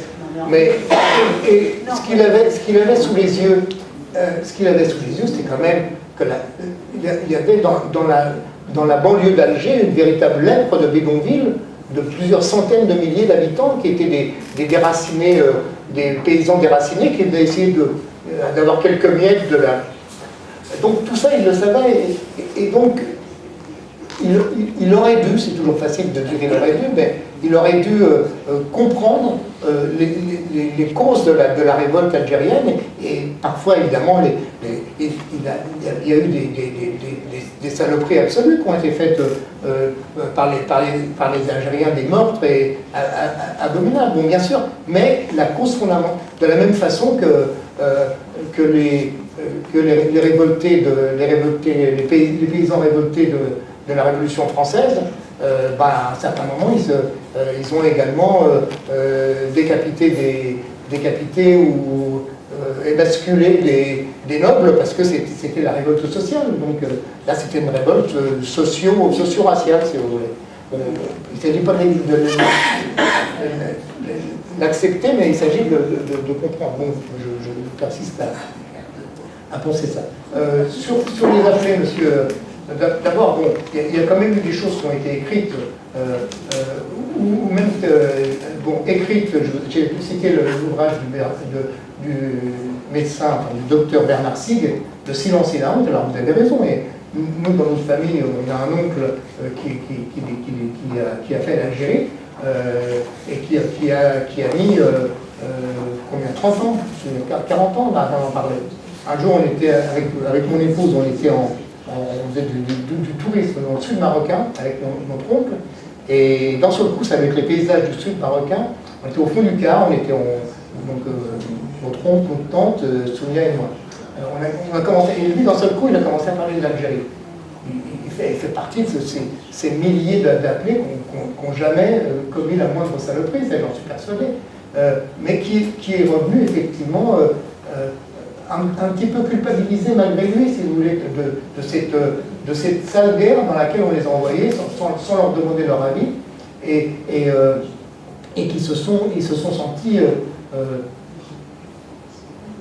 complices de force. J'ai employé une formule douce, complices de force de certaines exactions qu'ils ont constatées. Parce que vous avez fait l'Algérie, j'imagine, d'après votre question. Oui, non, mais bon, je vous pose la question. Mais vous me contredirez si je dis. Je dis à la fin. J'ai fait la guerre d'Algérie en temps normalement de paix. J'ai fait la guerre, c'est-à-dire après le 19 mars. D'accord. Et vous croyez que ça n'a pas été compliqué? Si. Déjà, par qui était l'adversaire? Ouais. Je parle des appelés, hein. Je parle pas des factieux. Je parle des appelés. Donc là, il faudrait, moi, à mon avis, se pencher sérieusement. Une autre question. Attendez, je vous laisse poser la question, mais tous les appelés ont vu ou su, ou parfois été témoins, des saloperies, des exactions. Oui. Alors, ils étaient dans une caserne, et dans ce coup, ils entendaient des cris, à l'autre bout de la caserne, c'était écrit, c'était les Algériens torturés. Donc, ils savaient qu'il y avait... Mais très peu d'entre eux ont plongé, là-dessus, on est d'accord.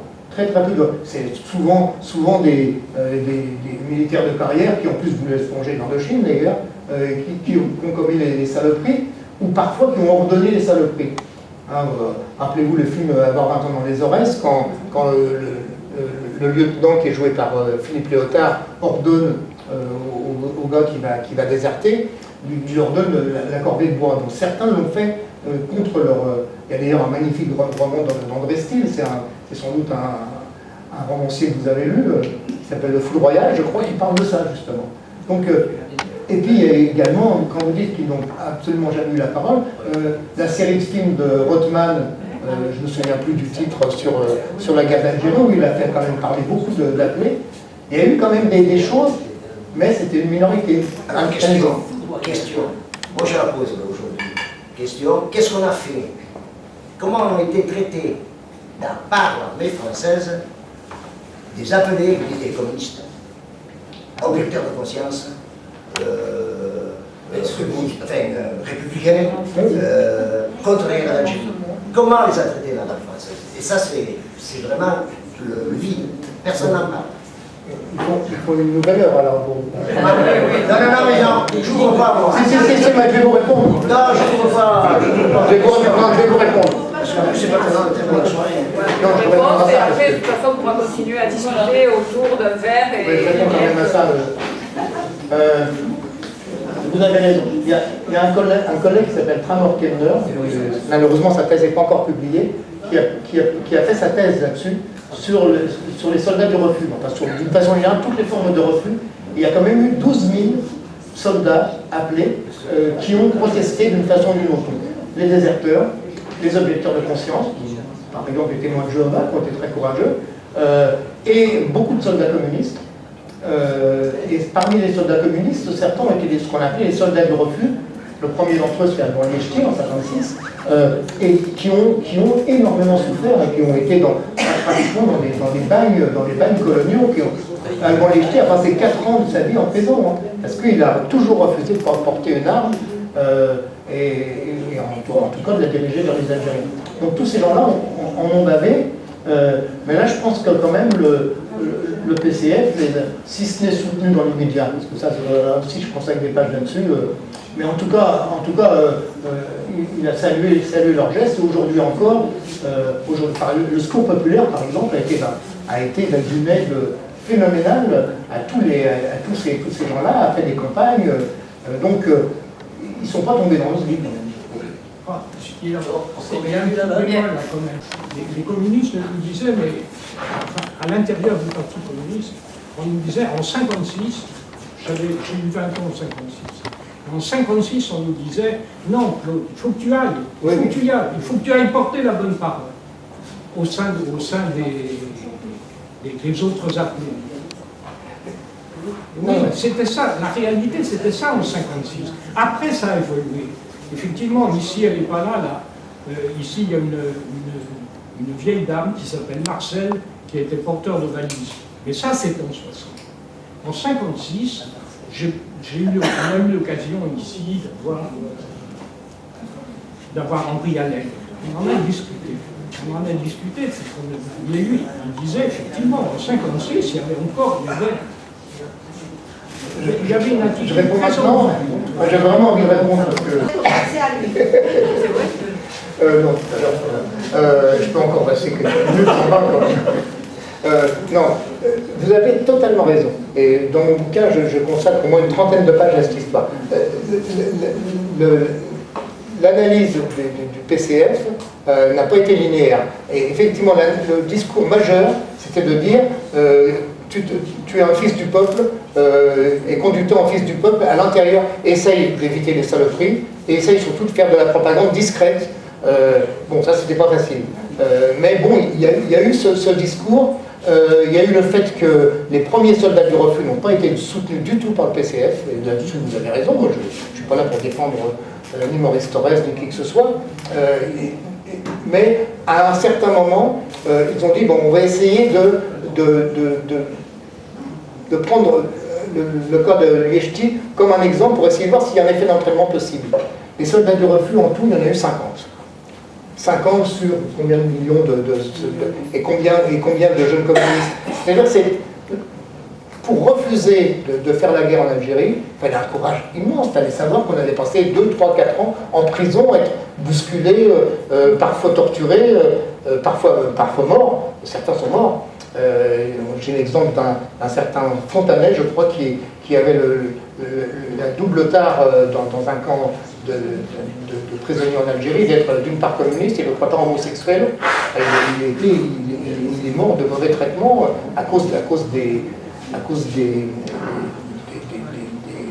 cadres, des cadres militaires. Donc l'attitude du PCF n'a pas été une attitude limpide. Et en même temps, je pense que l'idée qu'un communiste doit faire son travail là où les circonstances le placent, c'est pas une idée fausse. Je pense pas que ce soit une idée fausse. C'était comme ça. Et c'était comme ça. Et de toute façon, si le PCF avait appelé à la désertion, il aurait eu à peu près le même nombre il aurait peut-être eu 50 qui l'auraient suivi, et 50 les plus déterminés, les autres auraient dit, bah nous, désolé, on n'est pas des héros. Je vous recommande